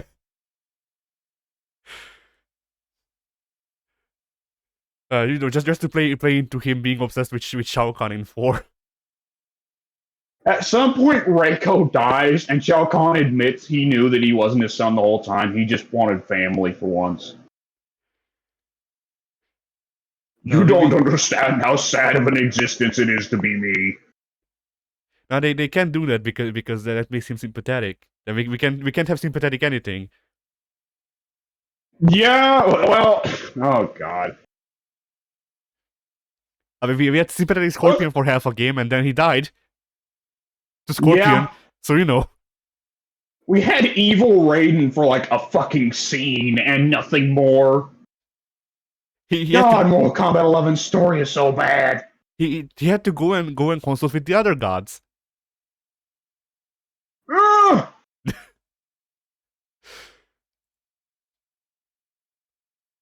Oh, don't forget Kotal Khan getting jobbed out for 5 hours, then getting killed unceremoniously off screen. Yeah. Has there ever been a faster like introduction of character that's supposed to be a big threat to him getting jobbed out in fighting game history? I'm not sure. Because like even for like Ancient Ogre, you could say, well, he got beat by Paul Phoenix before he was even the end of the Tekken tournament. But at the same time, before that, Ancient Ogre ate like 5 or 6 people. Yeah. It's always I always forget that the king that you see in the later Tekkens is the second king. It's the Mizawa king, I guess. Yeah. Which then would raise the question, is Armor King 2 Eddie Guerrero? No, because Armor King 2's skin is darker. Well, Eddie probably had darker skin than Rollerball Rocco. But yeah, you are right, Armor King 2 is black. I forget that all the time. Yet somehow King 2 is virtually identical to King 1 in every way. And I love Mitsuharu Misawa, but he was always a bit of a tubby boy. Yeah, so we need Fat King. Oh. Yeah. I was about to say yes, Fat King, but you can still put him in the Kazuchika Okada gear. Yeah. Okay, we've had Skinny Bob. Skinny Bob's inevitable rival is Fat King. Yes. Like they just have separate like a couple of separate parodies of King. Like they have Fat King, they have Short King. Oh no, Short King. That's a fetish. I know. I don't. Pat's wife is somewhere out there licking her lips. Not yet, because he's not a skeleton. Well, he needs to not only be a skeleton, he needs to be a short and fat skeleton who's balding. Covered in mayo. That poor woman. Like, it's so brutal that Mike believes she's a liar. Anyway. So yeah. I would love to see a Tekken Tag Tournament 3. And we do get the complete roster of Tekken 7 plus whoever's missing. And then just a variety of bizarro off-the-wall picks like Skinny Bob and Fat King. Like, who else could we make for stupid picks like that? Original Prototype Jack would be funny. Yeah, it's just his old model from Tekken Tag 1 ported forward. I'd love to see Tekken 1 versions of all the Tekken 1 characters. Yeah. They can't sidestep. Oh. Boy. And yeah. bad CG versions of all the characters from the FMVs. Yeah. So it's just Kazuya permanently making that stupid smile. Yeah. I'm wondering who they could do those joke things for.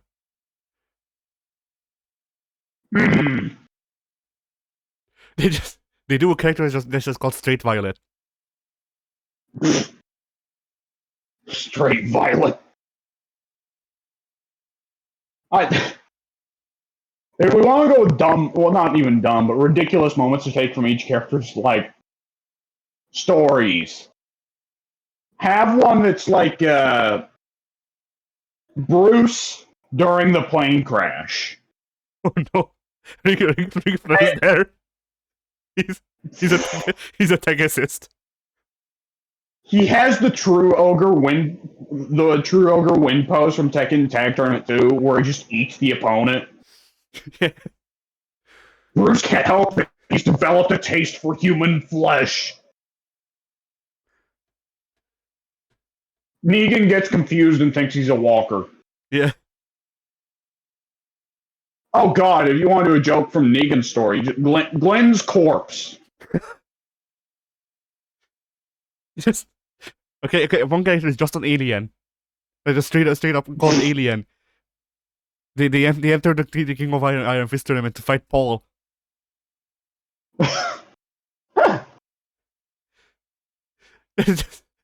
There's a character in a business suit who is Law's rival, and they're just called IRS. IRS. Pro bono law. Yeah. This is for an entirely different series, but I just thought, like, an absurd one with Tekken with all its animal fighters. Imagine if, like, Virtual Fighter 6, they announced the roster, and the fucking shark is there. Yeah. That Jeffrey's always trying to get. Yeah. He's here to settle things. It's fun for him.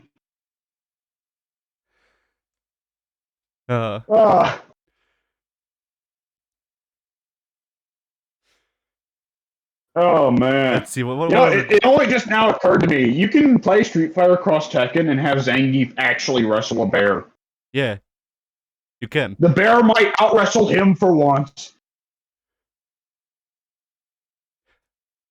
Oh no, joke character is just Pizza Steve. He just has a slice hanging from his mouth at all times. One of the fighters is generic Tekken Force member. Yeah, just literally just call it like they can't call it just Tekken Force because that would be weird. I mean they would do, but just call it Tekken Shu, which is Japanese for Tekken Force. And he's only got the shitty little movesets they have in the story mode, so he's got like maybe some discount Kazuya moves, some discount Dragunov moves. Yeah, and a gun. Other than that, he can't combo at all. Yeah. Oh, I know. One of the characters is just Naruto. Lars called him in. I mean, come to think of it with Street Fighter, people did not mod it where you could make a Peter playable, Peter the cop. And he had literally no combo tools. Nice.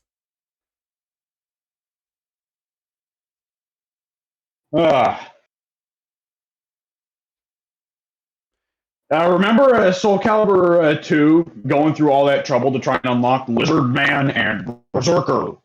And who was the third one? I don't remember. Son of a bitch, I'm going to have to look it up. Because Lizard Man, who was obviously just supposed to be a representation of Lizard Man. Shocks. Berserker was supposed to be Rock, right? Yeah.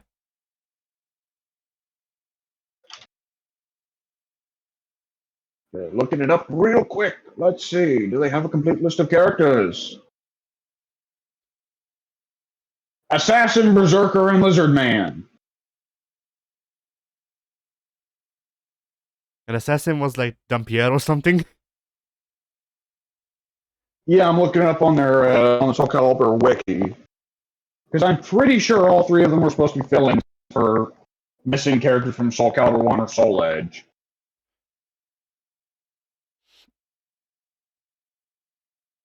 Assassin had the moveset of Huang. Action replay characters. Oh, okay. You could use the action replay to hack the game and make Inferno playable. That makes sense. Yeah.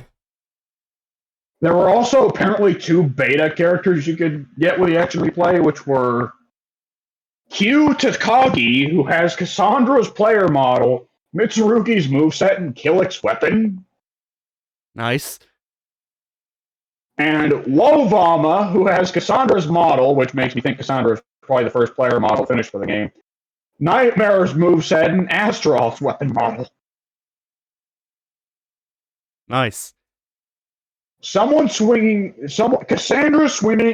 Astaroth's big ass axe around one-handed with the same ease with which Nightmare does it would be fucking scary. That's when you make her angry. You threaten the kids one this time.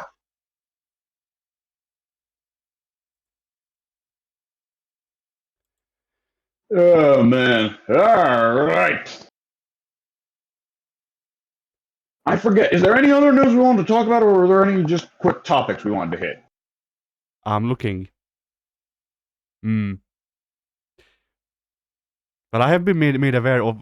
Oh yeah, by the way, I did find the indie game that I wanted to show you. What the fuck is going on? All right. Okay, something just started playing on my end, even though. Oh. All right. I fixed it. I'm looking over the Soul Calibur 2 pages. I accidentally fat-fingered the buttons and accidentally launched Dawn of War. Ah, nice. I am a fool. So let's see. Give me a link. And yeah, so this is the game that I keep forgetting to bring up. It's not even like a particularly interesting game.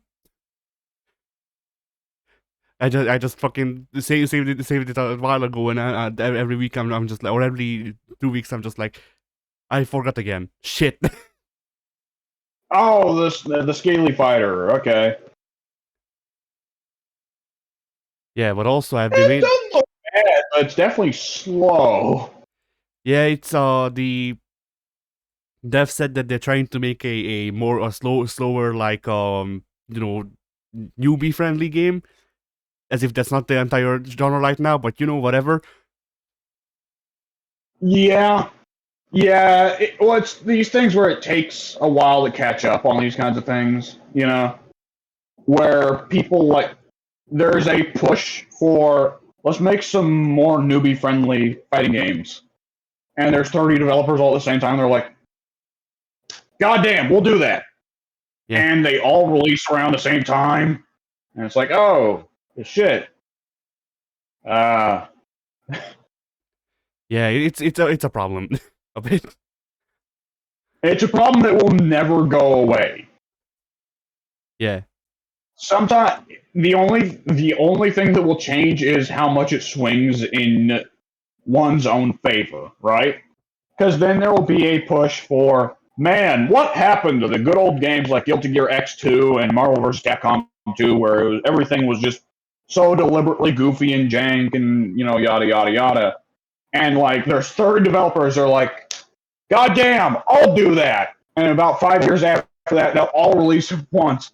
And we'll all be like, what the fuck? Give me something a little slower, Yeah, that's the problem with this pendulum thing, is that I can like both slower games and faster games. So basically at any point in time I'm not really satisfied, because I'm like, where is variety? It's humans aren't good at it. We want to do one thing and we want to go extreme with it. Because it removes all need for thought. It removes all need for subtlety. It removes all need for nuance. We just want to be able to push button now and get serotonin now. I guess. Yes. But it's I think my weird ass taste with fighting games can be summarized by the fact that two of my favorite fighting games are Samurai Showdown 5 Special and Guilty Gear. I don't know if it's XX or XR, because I kind of hold the two on the same level. No, you do have to clarify which Guilty Gear you're talking about. What about Guilty Gear? You do have to clarify which Guilty Gear you're talking about, though. I know, but I don't know if I'd say that I like XX or XR better, because they're kind of on the same level for me. Like both of them have pros and cons that outweigh each other. They're roughly in the same level. Right, but you'd have to clarify not Strive and not Guilty Gear 1. Yeah, that's true. And not Overture. Not Overture. Oh, don't worry. They know you're not talking about Overture. Overture's not even a fighting game. I know. That took me a second. I was like, wait a second. Wait a goddamn minute here. Oh boy! All right. Yeah. Yeah, go. There's also supposedly another indie fighting game in the works. But the weird part of that one is that it's a 3D fighting game that's not an arena fighter, and it's also not a 2.5D fighter like Tekken. And it's so early in development. I think I don't know if there's gameplay of it, as in like concept gameplay. There's concept art and concept like some concept footage of like animations and stuff like that. So they are working on it. I don't know if there's a build that they could record yet.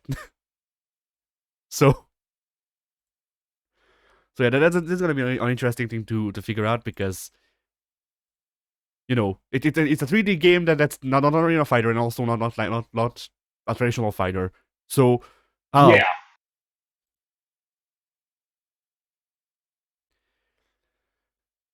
Yeah, it's always interesting to see new stuff in fighting games, though. Yeah. Yeah.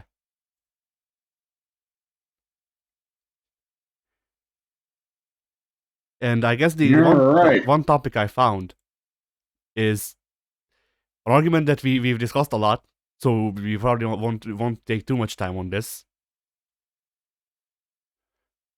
But once again, Project L looms on the horizon. Yes. And because of such, there's been a lot more discussion about free-to-play fighting games and how they would work or they wouldn't work and all that. Oh no. Yeah.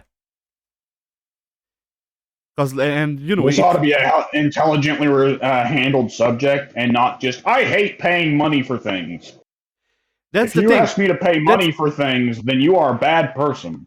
That's the thing. Like it's the like at the end of the day, a lot of the video game monetization discussion is not actually a video game design discussion; it's a politics discussion. Yeah. Like that's the thing. Like the main post that I saved here is like free to play games will not be better because they need to monetize the game somehow, and it will also lose out on whatever small amount of single player content there is, and also the monetization will just be very predatory and all that, and most of the replies are just like, yeah, but I personally don't like single player, so it can go fuck itself. Also, who cares about fucking $40 skins? And there's merit to both.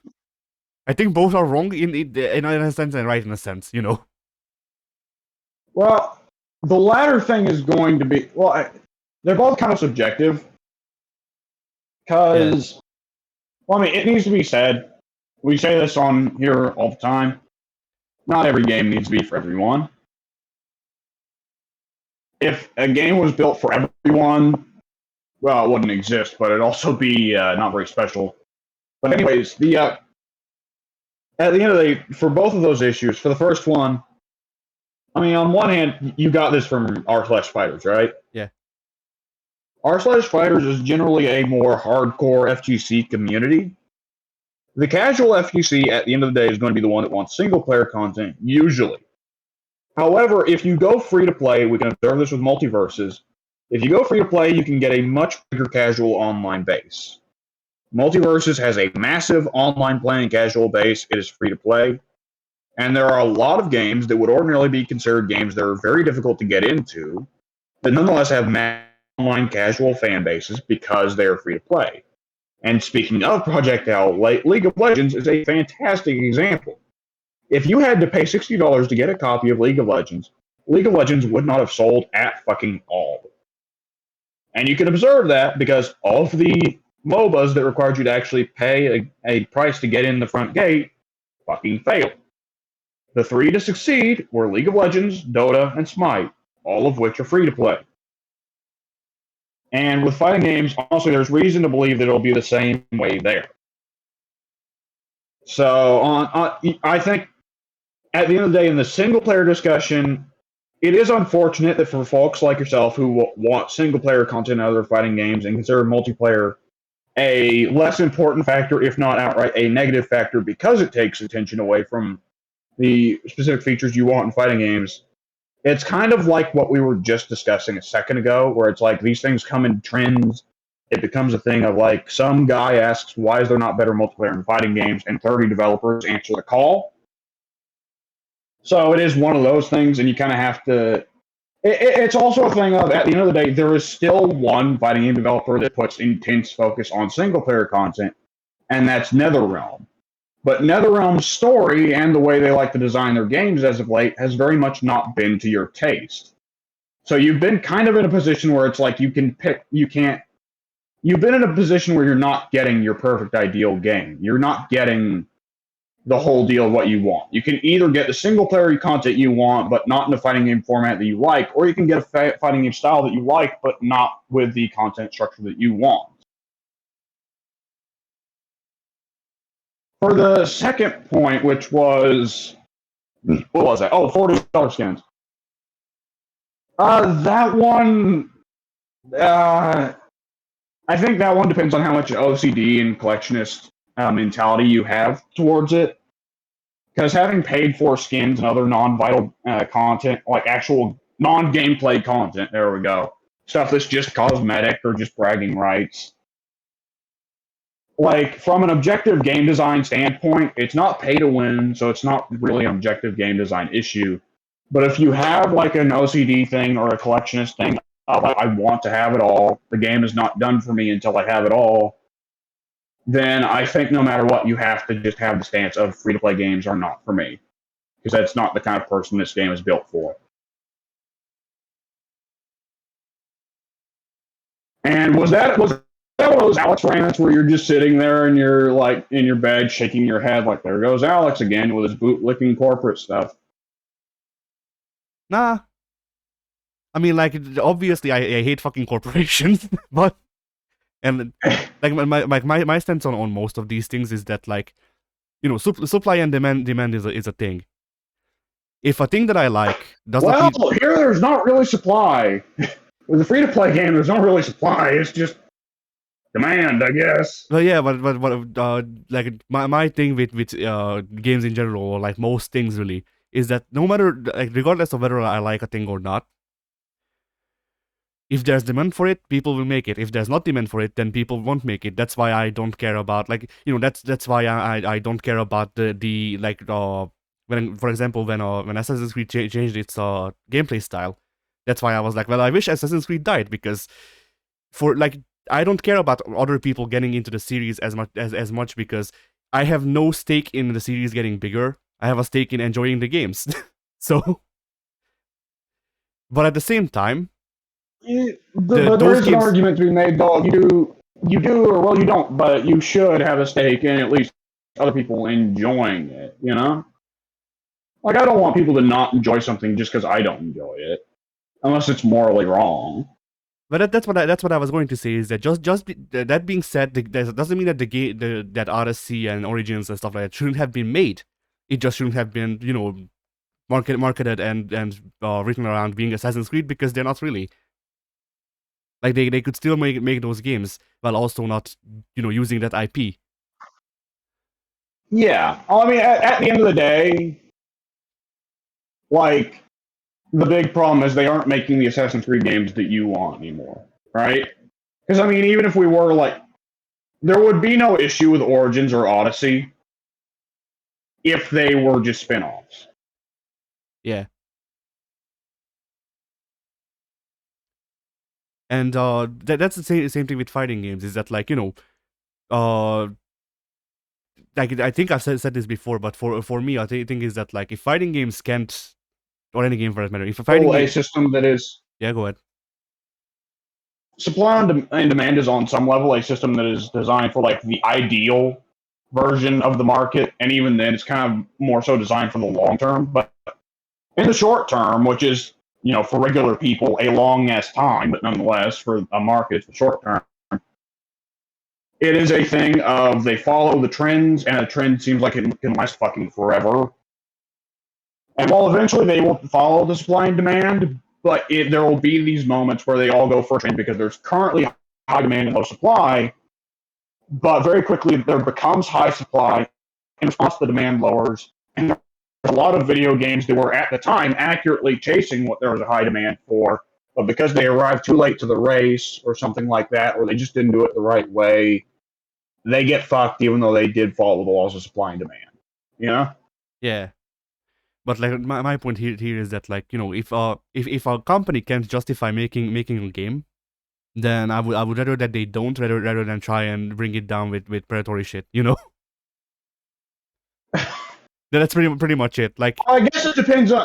I guess it depends on your definition of predatory shit.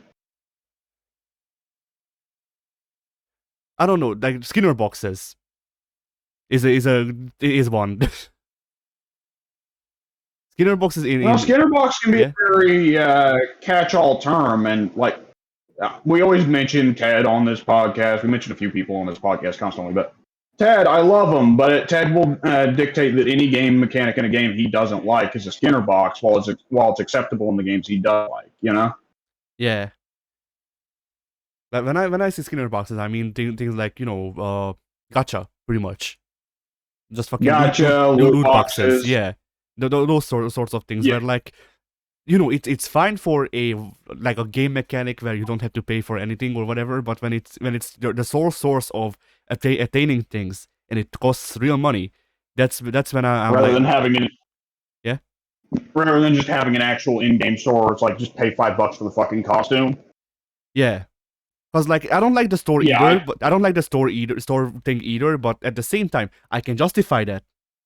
Like, or at least as long as the game is free. If the game is free and it has a store with skins and shit, you have to pay like $5 for, you can, like, I don't know, grind for like a month and get the skin that way, then that's fine. I don't like it, but I'm okay with it. But when it's like, hey, this skin or this character is exclusive to this chest, and you need to roll this chest. But by the way, we put the chest full of like these spray paints, so there's like a 1 in 100 chance that you'll get the character. And also, by the way, a roll is $5. fighting games have largely been lucky enough to avoid that trend, thank God. For now, but For like, what it's worth, yeah. Well, for now, I wouldn't say for now at all, because loot boxes are largely dying in favor of battle passes, and battle passes are much more predictable. Yeah, Like, battle passes are, if there's yeah, go ahead. well, battle passes, come to think of it, is a very weird one. It's like it's almost still structured like ordinarily with a lot of microtransactions. It's like just shell out the money and you'll get the thing immediately. Or battle passes are almost structured like a video game ordinarily would be, which is you paid for the cost of entry, but you're gonna have to play the game to get what you want, though. Yeah, like battle passes as well. Like, I only like battle passes when it's structured like Smite. You know what battle pass is? It's buying a set of unlockables. Yes. It's not buying the unlockable to skip unlocking it. It's buying the ability to unlock it. Yeah. And like that's the thing. Like battle passes as well. I only like battle passes when it's structured similarly to Smites, where you can pay money to get the currency to buy the battle pass, or you can play the game and get the currency to buy the battle pass. Yeah, yeah. Oh well, with this might have one of those one battle passes though, where there's like an upper row of the stuff you get for free and a lower row of the stuff you get if you pay. Yes, but you don't pay real money to get the battle pass to get the lower lore. You need to pay gems, which you get for logging in. So. Oh yes. Okay, that.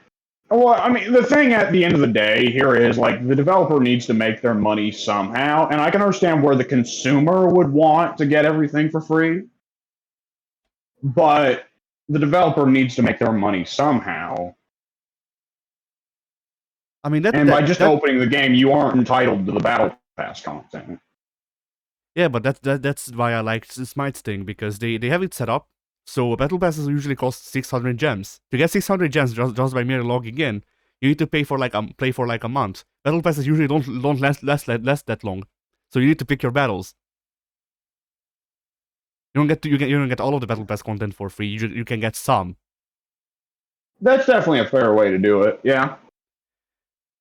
And like that's better. I wouldn't mind if getting gems weren't tied to logging in. So as in like if you could get them by playing the game in smaller quantities rather than having to log in to get a pittance.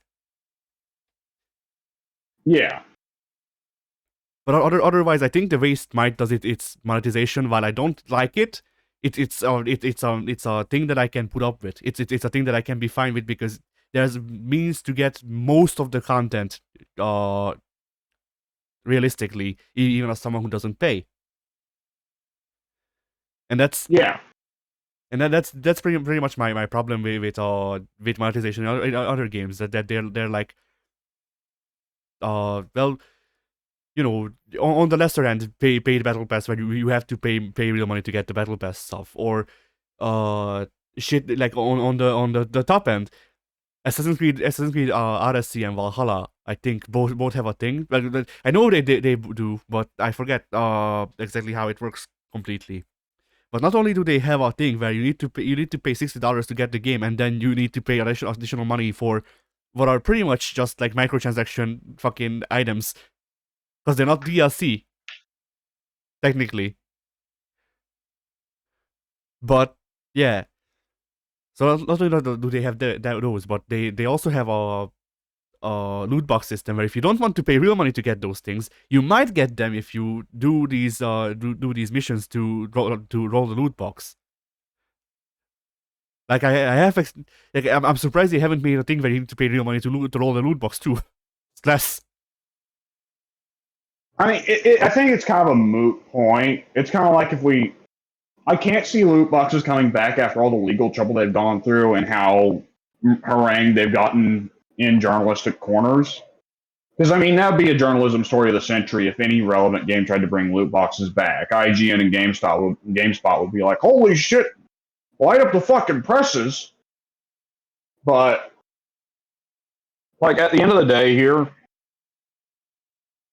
if we're just sticking to fighting games and we're not just making this a game industry-wide rant about what we don't like about monetization in games, for the moment, it looks like the only free-to-play fighting game we're coming up on is Project L, at least free-to-play fighting game of any relevance that if we aren't counting platform fighters and thus excluding multiverses.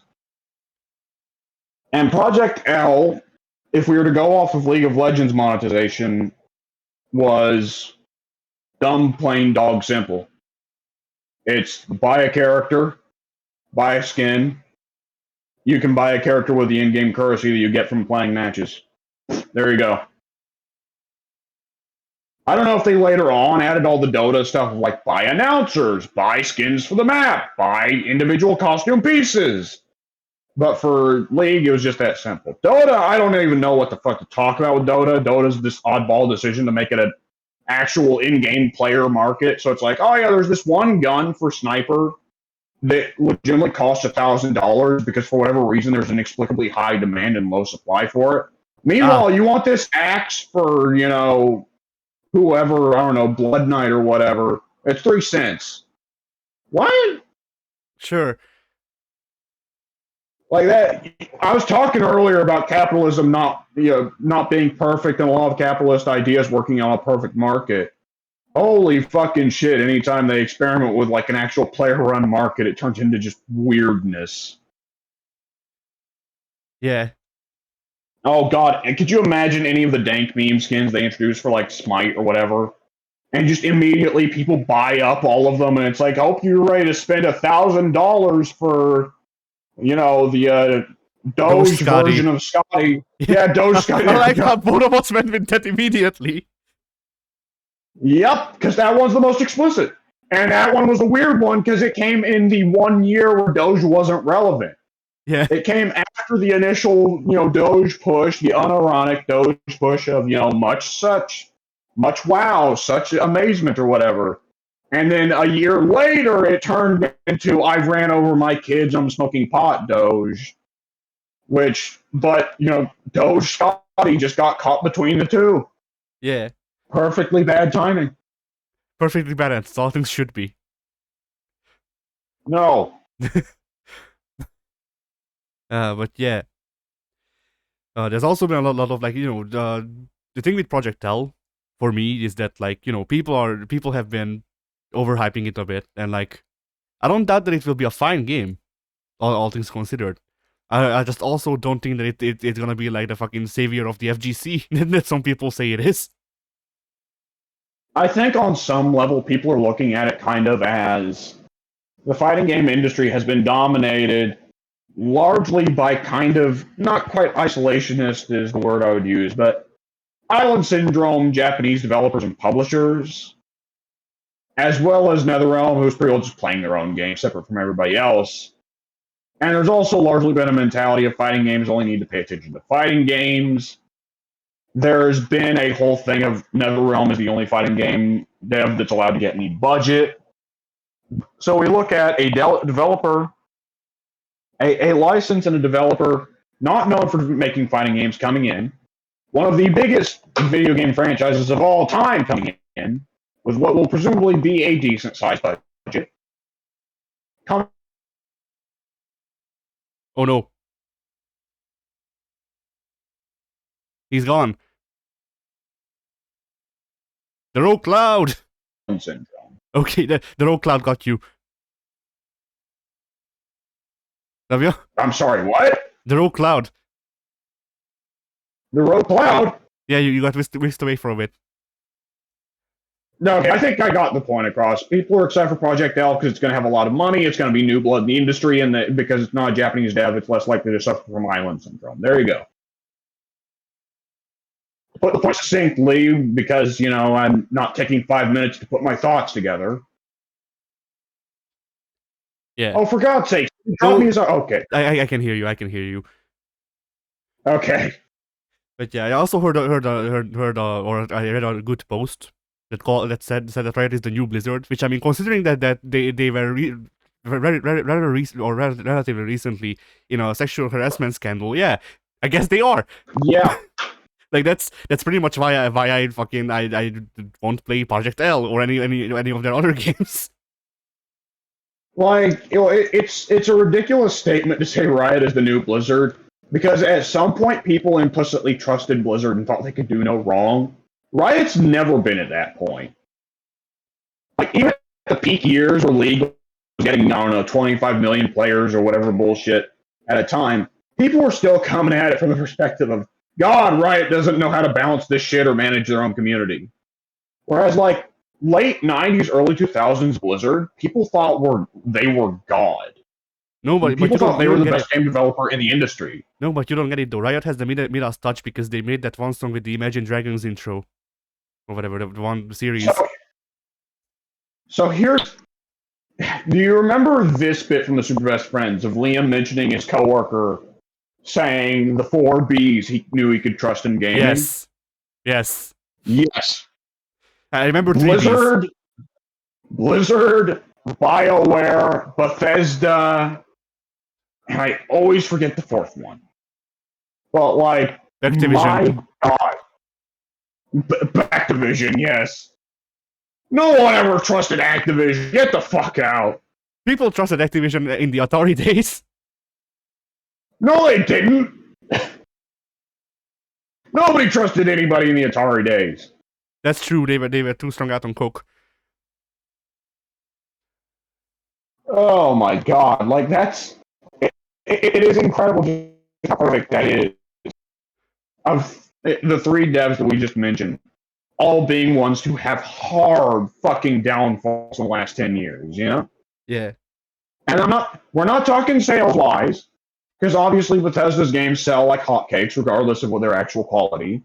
And Blizzard mostly has been able to weather most of the storms. Overwatch has declined rapidly, but it was still a massive success at launch. Overwatch 2 will probably do the same. BioWare has definitely been a downfall story, though. Oh boy, oh fuck. Yeah. Oof. Now, where's my Mass Effect fighting game?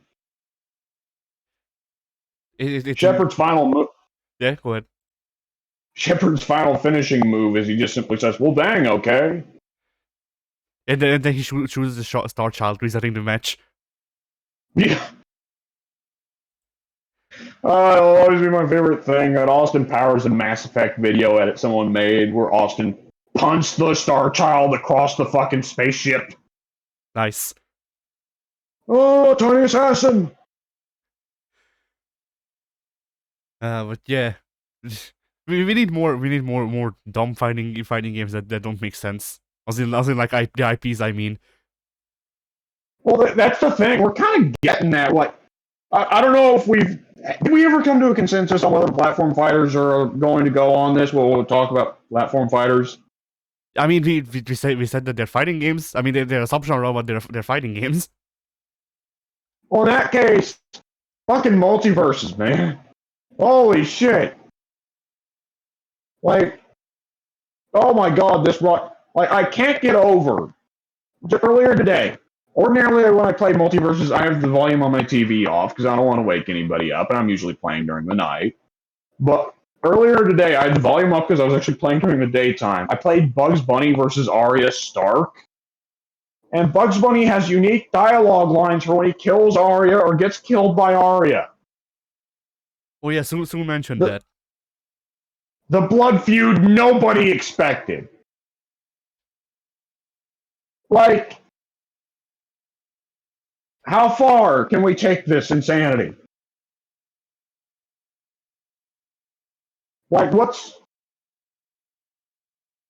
the dumbest character you would want in multiverses? Throwing down with Bugs Bunny, Arya Stark, Superman, and Ted Lasso.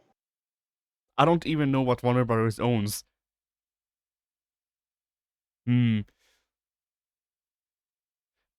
Dexter, and he has a something sub mechanic where he can call in his mech and enter it, but he can fight outside of it too. Oh shit! I missed out on everything up until sub mechanic where he can call in his mech. But the Dexter from Dexter's Lab. And Dexter would be a really fun one. Yeah. I mean, if we've got free license for all the Cartoon Network guys. I mean, I think Warner Brothers owns Cartoon Network, so I believe they do. I mean, well, the Adventure Time Steven Universe kids are here, so. Ooh. Cow and Chicken. Yeah. Cow and Chicken. Fucking S Satan from Cow and Chicken. Oh no. Put in Ass Satan, but also her from Powerpuff Girls. You mean him? Or him? Yeah. Yeah. Same thing, really. With that character. Kind of. The best part of him for me is that you know I growing up I watched Powerpuff Girls dubbed, and over here in Hungarian we don't have gendered pronouns, so it just works really well with the character.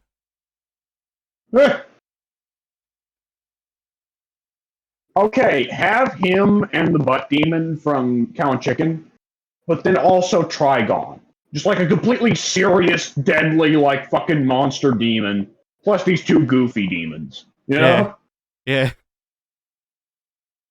They could also add fucking IR Baboon. And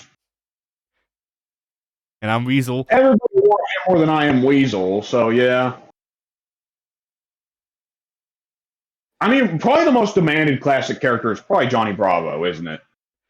Maybe. If they add Johnny Bravo, if they add Johnny... Yeah, go ahead. I just want him to be a loser. I want him to suck. I want Johnny Bravo to be Multiverse's equivalent to Dan Hibiki. So he gets an infinite, is what you're saying. Oh no! Oh yeah! I kind of want Johnny Bravo to have a Mistfinder. Just have one move where he looks like Johnny from Guilty Gear. Okay, he does the Mistfinder, but he does it with that hair comb. Yes. And if the opponent gets hit with it, then for the next 10 seconds they get a debuff where they have Johnny's hair. Yeah.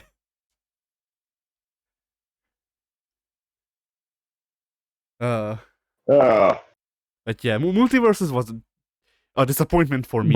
By the way, I'm amazed you did not say Akuma. I mean, they'd have to go through Capcom. I thought they were restricted to whatever they could license out easily. Hmm. Just I know, but just fuck the it. most. You know who I want in multiverses. Discovery owns Warner Brothers, right? I believe so. Yes. Adam Savage and Jamie Heineman.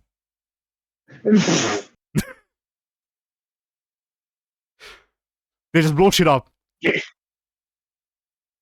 a stance switching character. Adam Savage makes shit. Jamie Hyneman just has a bunch of moves where things explode. Well, it would be the other way around if we go by what they did. Both of them did both for the show, but whatever. Adam was supposed to be the more animated one of the two. Yeah, but Jamie was the more enthusiastic about explosions.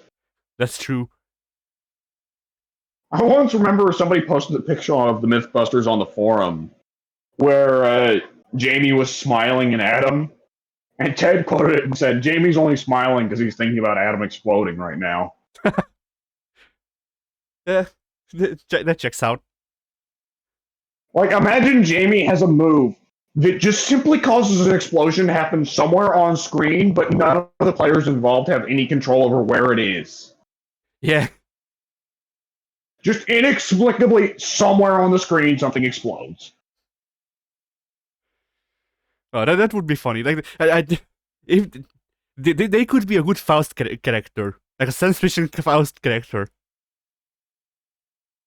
where they're heavily reliant on RNG.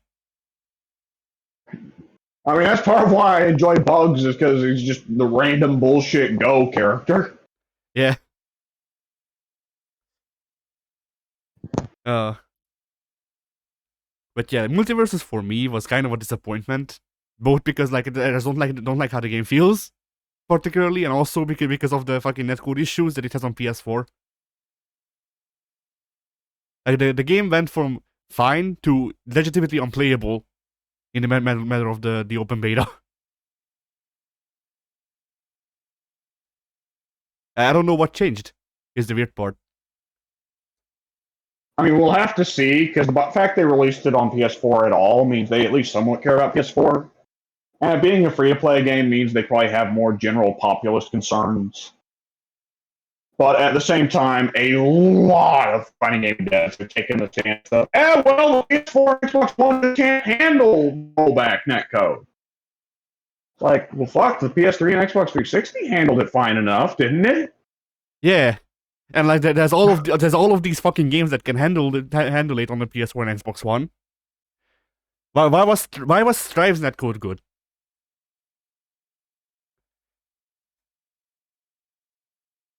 Like, yeah, because like I shit on Strive a lot.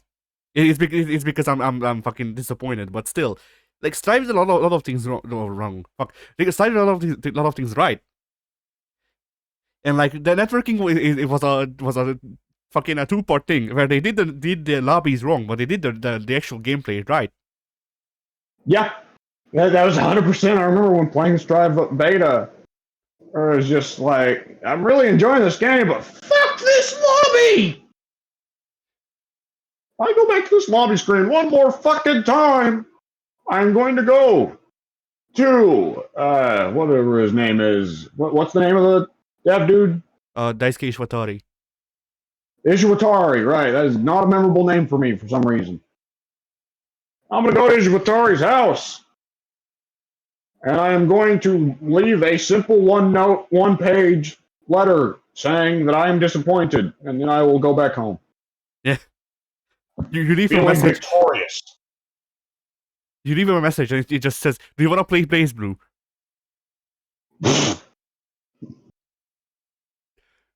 I would not do that because there's a serious risk he would say yes. That's fair. That's fair. Okay, Addy. Yeah? You are put at gunpoint and forced into a cell. Before they lock the door, they leave a PlayStation 4 in the room, and they tell you you were given the choice between two video games that you were only allowed to play one of them for the rest of your life. In one hand, they hold out Guilty Gear Strive, and in the other, they hold out Blaze Blue Chrono Phantasma, or Central Fiction. Which do you choose? Oh boy. I mean, I'm probably Strive because I can wrap my head around the controls. Like the biggest thing keeping me from enjoying Blaze Blue is that the control scheme feels very weird. As someone who got Kinda used does, to, yeah. as someone who got used to every other control type before Blaze Blues. And It's, yeah, Blaze Blue and Injustice have very similar control schemes where it's like you have 3 normal buttons and then button that does something wildly different every fucking character. yeah, and that was the thing that was the thing that I disliked in Injustice as well. So it's not a thing of I dislike Blaze Blue in general. I dislike this one part of Blaze Blue that's a very inherent part of its game design, but I dislike it in other games as well. Like it's cool that I can zip around the screen as Hazama and stuff like that. But like me pressing the buttons and the characters doing moves felt disjointed too much for me. Come to think of it, yeah. One thing that doesn't help for that being a confusing button in Blaze Blue is that most people are going to play Ragna first. And for Ragna, that button for him just looks like it does regular normal attacks. Yeah. But then you play any other character in the game, and it's like, what the fuck? I remember distinctly when I first downloaded a bunch of Blaze Blue characters to Mugen. The first one I wanted to try was Hazama because I liked his look. I remember looking at his moves and like what the normal buttons did. I honestly thought I downloaded like a fucked up edit or bugged edit of the character because I was like, there's no way this is the guy's normals. Yeah, that's just all of Blaze Blue, which reminds me, we still need to get Pink to play Blaze Blue so he can experience the pain. And also the 9. Oh, fuck. Does he own a copy of Central Fiction? I don't know. He might. He does own Street Fighter 5, so we still need to play that with him. Oh, you're right. Yeah. But yeah, I feel like I did tell him when Blaze Blue was on sale. I don't remember if he said he bought it or not. If he spends a significant amount of time in Street Fighter 5, that would be a fearful position for us to be in. Because what if he finds out he likes more than girls than just Cammy in that game? Yeah. Oh my. Laura. Oh my. Laura. Oh my god. Pink's gonna see Laura and just. We're going to hear Pink have an orgasm live on recording. Yeah, it's either Laura or Mika. Although he's seen Mika, so. Mika's toned down a little bit since they got rid of the ass slap. Yeah. I mean, even Karine in certain costumes, Did I say Karine? I guess. You Is Karine the character I'm thinking of? I think so. Oh, I'm having a brain fart. Gil's secretary, the Russian assassin chick. No, Colleen. Colleen! Oh, yeah, you did who's this. Karine? Karine is the schoolgirl the rich schoolgirl who hangs out with Sakura. Oh goddamn! Yeah, Pink's not gonna be into her, but he might be into Colleen. Yeah, I mean, you did the same thing I did, like, because last time Colleen came up, I forgot her name too. So for some reason, the first fucking way to say her name that came to my mind was a Japanese one, which is Corinne. But people don't really use that. I think that's a bit of a you problem, but for my part, like, my brain just auto-completed to blonde girl in Street Fighter, I guess. Karine, I don't know. Yeah. I mean, they do have similar names. They do. But yeah. I forget, are there any fat dudes in Street Fighter 5? Other than Honda, because Honda doesn't count because you've got muscle fat. Abigail? I guess? I don't know. Like, I'm talking like Pink's type. Obese. No, Pink's type is not obese. Pink's type is like hot women and an old man. Well, Pink, Pink likes obese dudes, and he likes obese chicks, but he also likes thick chicks because he's big on Jane in Dead by Daylight. She's not obese; she's just thick. At the same time, there are a lot of characters that he takes a look at, and they're obese, and he's like, "Yes." Have you seen the way he plays multiverses? Yes. Yeah. Uh huh. Like, the most popular mod for multiverses right now is a mod that makes Wonder Woman muscular, and Pink skipped right over that. Never mind that shit. Here comes Mango. Yeah. Mongo only palm in Game of Life.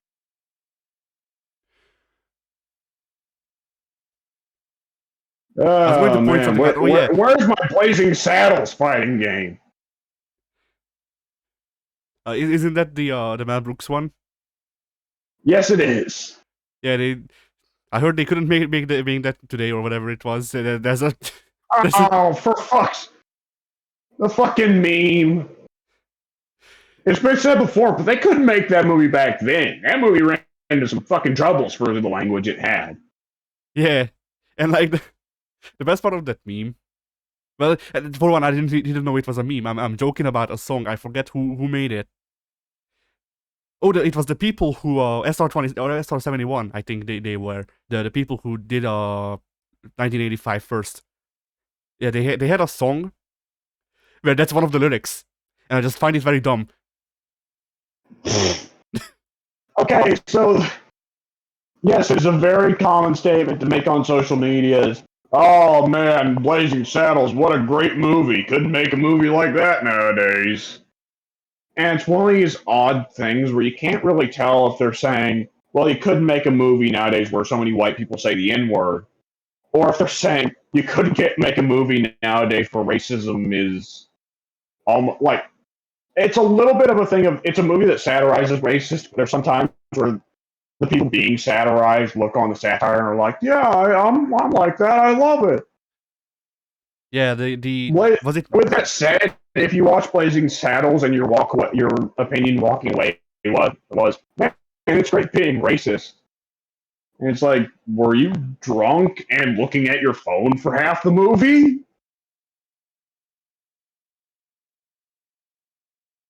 Anyways, I'll throw in my other favorite line from the movie, one that got sadly cut. "Ma'am, you are sucking on my elbow." Some people are into that. That one's we probably got to wrap it up soon, but I want to get this in real quick because it's a funny story. There's a scene where the main character and his love interest are clearly about to have sex, but they shut the lights out. And he's a black dude, she's a white chick. It's the old Western times. So she says, "I want to see if it's true what they say about your people." And the lights go out, and she goes, "Oh, it's true, it's true." And it's, of course, you know what they're talking about, but it's ambiguous enough that the kids won't be disturbed. But then the line they cut is he responds with, "Ma'am, I don't mean to disappoint you, but you were sucking on my elbow." Nice. And it's vulgar, but I love it, you know? Yeah. Like, I love the absurdity of her trying and somehow finding the elbow. Like, at what point do you think you need to unzip to get the elbow anyways? Yeah. Oh, these are old Western times. Zippers didn't exist. But still, you'd have to, like, unbutton to get to where she was going, and I don't think he would have buttons covering up his elbow. You don't know. Yeah. Hide your shame, man. Yeah. I need to make a short list of movies that I think you actually would enjoy one day. I mean, Mel Blazing Saddles might be on. I know for a fact that I like Mel Brooks' movies, aside from Spaceballs. That's the one that I didn't. But like, I grew up with fucking Robin Hood Men in Tights. So. Young Frankenstein. Never broadcasted over here, weirdly enough. Ah. Or at least not. At least not in my time, at least. I think it lines up in such a way that the only Mel Brooks movies I've seen are the ones you haven't seen, and vice versa. Yeah. Because I've never seen Spaceballs or Men in Tights, but I have seen Young Frankenstein and Burning Saddles or Blazing Saddles. Excuse me. Yeah, I've seen Spaceballs, but like it didn't capture me. It wasn't like it might also be partially a thing of like, my stance on Star Wars. So I can see that being a problem. I'm also not such a big fan of meta humor, and Spaceballs had a lot of that. yeah, Like, that I mean, too. there's some that were creative. I do like, you fools, you've caught their stunt doubles. But Yeah, I also like the one meta joke that I remember from Robin Hood Men in Tights is the movie starts with a village burning, getting razed. Yeah. oh, I thought you were saying the rap number. I thought that was fun. Oh no, the red number is good. I really like that. That's one of my favorite scenes. But yeah, it starts with a village getting razed to the ground by knights, and then while that's happening, they're showing the credits, and to do the last credits, the knights just shoot flaming arrows to spell out Mel Brooks' name, and then got to the villagers all looking up at the sky and going, "Fuck you, Mel Brooks." And that's, considering that that's the one meta joke that I can remember, that's a good meta joke to have. I like that. It's one of those funny things. Like, Men in Tights was one of those parodies that so thoroughly annihilated the movie that it's parodying that you can't go back and watch it. Yeah. I mean, it wouldn't help that I saw Men in Tights before I saw the original, so. Yeah, but like that opening credit sequence in particular gets ruined because now you're just thinking like, oh, that's somebody's roof getting burned. Yeah. And the guy's just like, oh man, my fucking roof! This sucks. I can recommend that movie. I wouldn't say that all of the humor holds up. I mean, one of the bigger or one of the recurring jokes, I guess, is the blind dude trying to regain his sight, or just shit happening to him because he's blind, and like that's not aged the best. No, abuse of the disabled used to be a lot funnier in the 80s. But it wasn't funny in the 90s, which is amazing because it's still happening in comedies. Yeah. Anyways. But who are we fucking kidding? It was still considered funny in the 2000s. Oh boy. Yeah. Boy, the 2000s were a rough fucking time for comedy movies. You could make an argument that the 2000s kind of killed the comedy movie. Yeah. I mean, fuck. I mean, like, I don't remember the early ones. I remember the middle ones. Then I remember the transition into stoner comedies, and then that's where we are. Yeah, the lazy parody movie was definitely a big part of it. I don't know how much I want to lay blame on Sacha Baron Cohen because I feel like that'd be unfair because I've not actually seen any of his movies. I just want to blame him anyway. Which ones did he do? Because I might have. Borat. I saw that one. Shorty G, not Shorty G. What was it? Didn't he I'll have to look. Didn't he do the fucking something or other Bigelow, male gigolo? No, he did not do that. That was the worthless guy that's the friends of Adam Sandler. I'll have to look that up in a second. Okay, yeah, Sacha Baron Cohen was Borat, Ali G, Bruno, and The Dictator. Okay, I saw all of those except I forgot their name. The movie's names already. Shit. I saw all but one. Borat, Ali G, Bruno, and The Dictator. Okay, Ali G. Ali G, I'm not sure if I saw, but I saw all of the other ones. And okay. The Dictator was... Keep in mind, I've seen these movies once, and I haven't rewatched them since. The Dictator was okay. It had a couple of good gags, like how the Dictator renamed both the word for positive and the word for negative to be his name. Like that was a good gag. Actually, that was the good gag. I have to say, as an American, I have seen the gag where he lists off all the features of a dictatorship, but they all exactly resemble America at the time. That was pretty good. Yeah, I wouldn't catch that because I don't know how America runs. But yeah, I guess oh, yeah, go ahead. Bruce Bigelow or whatever, Mel Gigolo. That was Rob Schneider, the really Ah, ruthless, really worthless. Excuse me. He's probably ruthless too. He's a big Trumper, so he probably is pretty ruthless. The really worthless Adam Sandler friend. yeah. So yeah, Boy, that's a ranking that I guess we'll all have to do at some point. yeah, like the thing is, like, I don't watch movies a whole lot, but if you want to talk like comedies or animation stuff, I can probably actually contribute because those are the things that I know.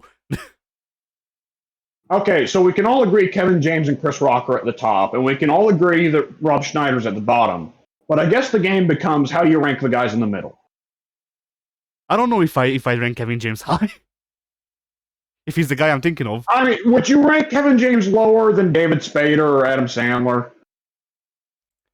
Let me see who Kevin James is, because I may be thinking of the wrong guy. The bigger one. The more rotund one. Paul Blart?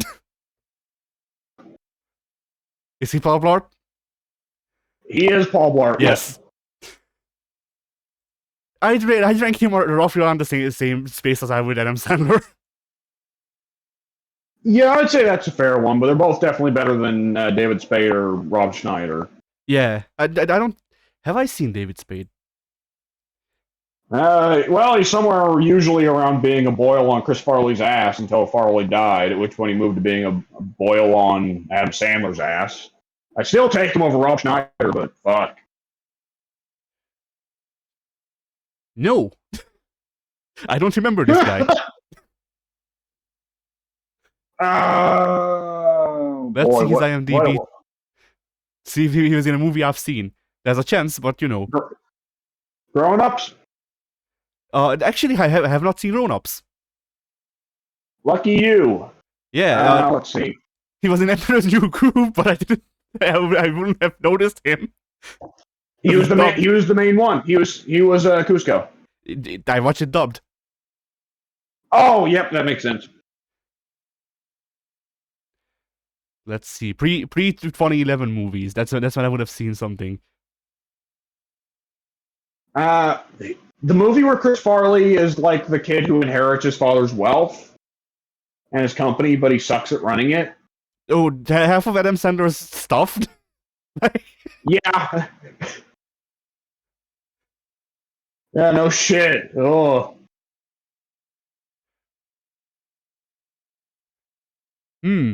Doesn't seem like I doesn't seem like I've actually seen him in anything. Lucky you. Yeah. Where's my Adam Sandler fighting game? Adam Sandler is a weird actor because he made all of the he made the same movie like 12 times. There's also Little Nicky. Yeah. And then Click. Well, my understanding, he's been really good in a few movies. The trouble is, I've not seen any of them. If you have to watch, like, if you must watch Adam Sandler movies, I can only recommend you Little Nicky and Click. Those are the ones that I particularly liked. Yeah. I did see Click when I was a kid. Yes, I remember that one. Yeah, like those were the ones that were the most imaginative because otherwise it was just like whatever. I guess the one movie, I forget the name of it, but the one with Scuba Steve. Scuba Steve. Yeah, it's a movie where he adopts a kid for some reason. I forget for the money maybe, and he actually bonds with Zach and Cody played the kid, didn't they? I think so. Yeah.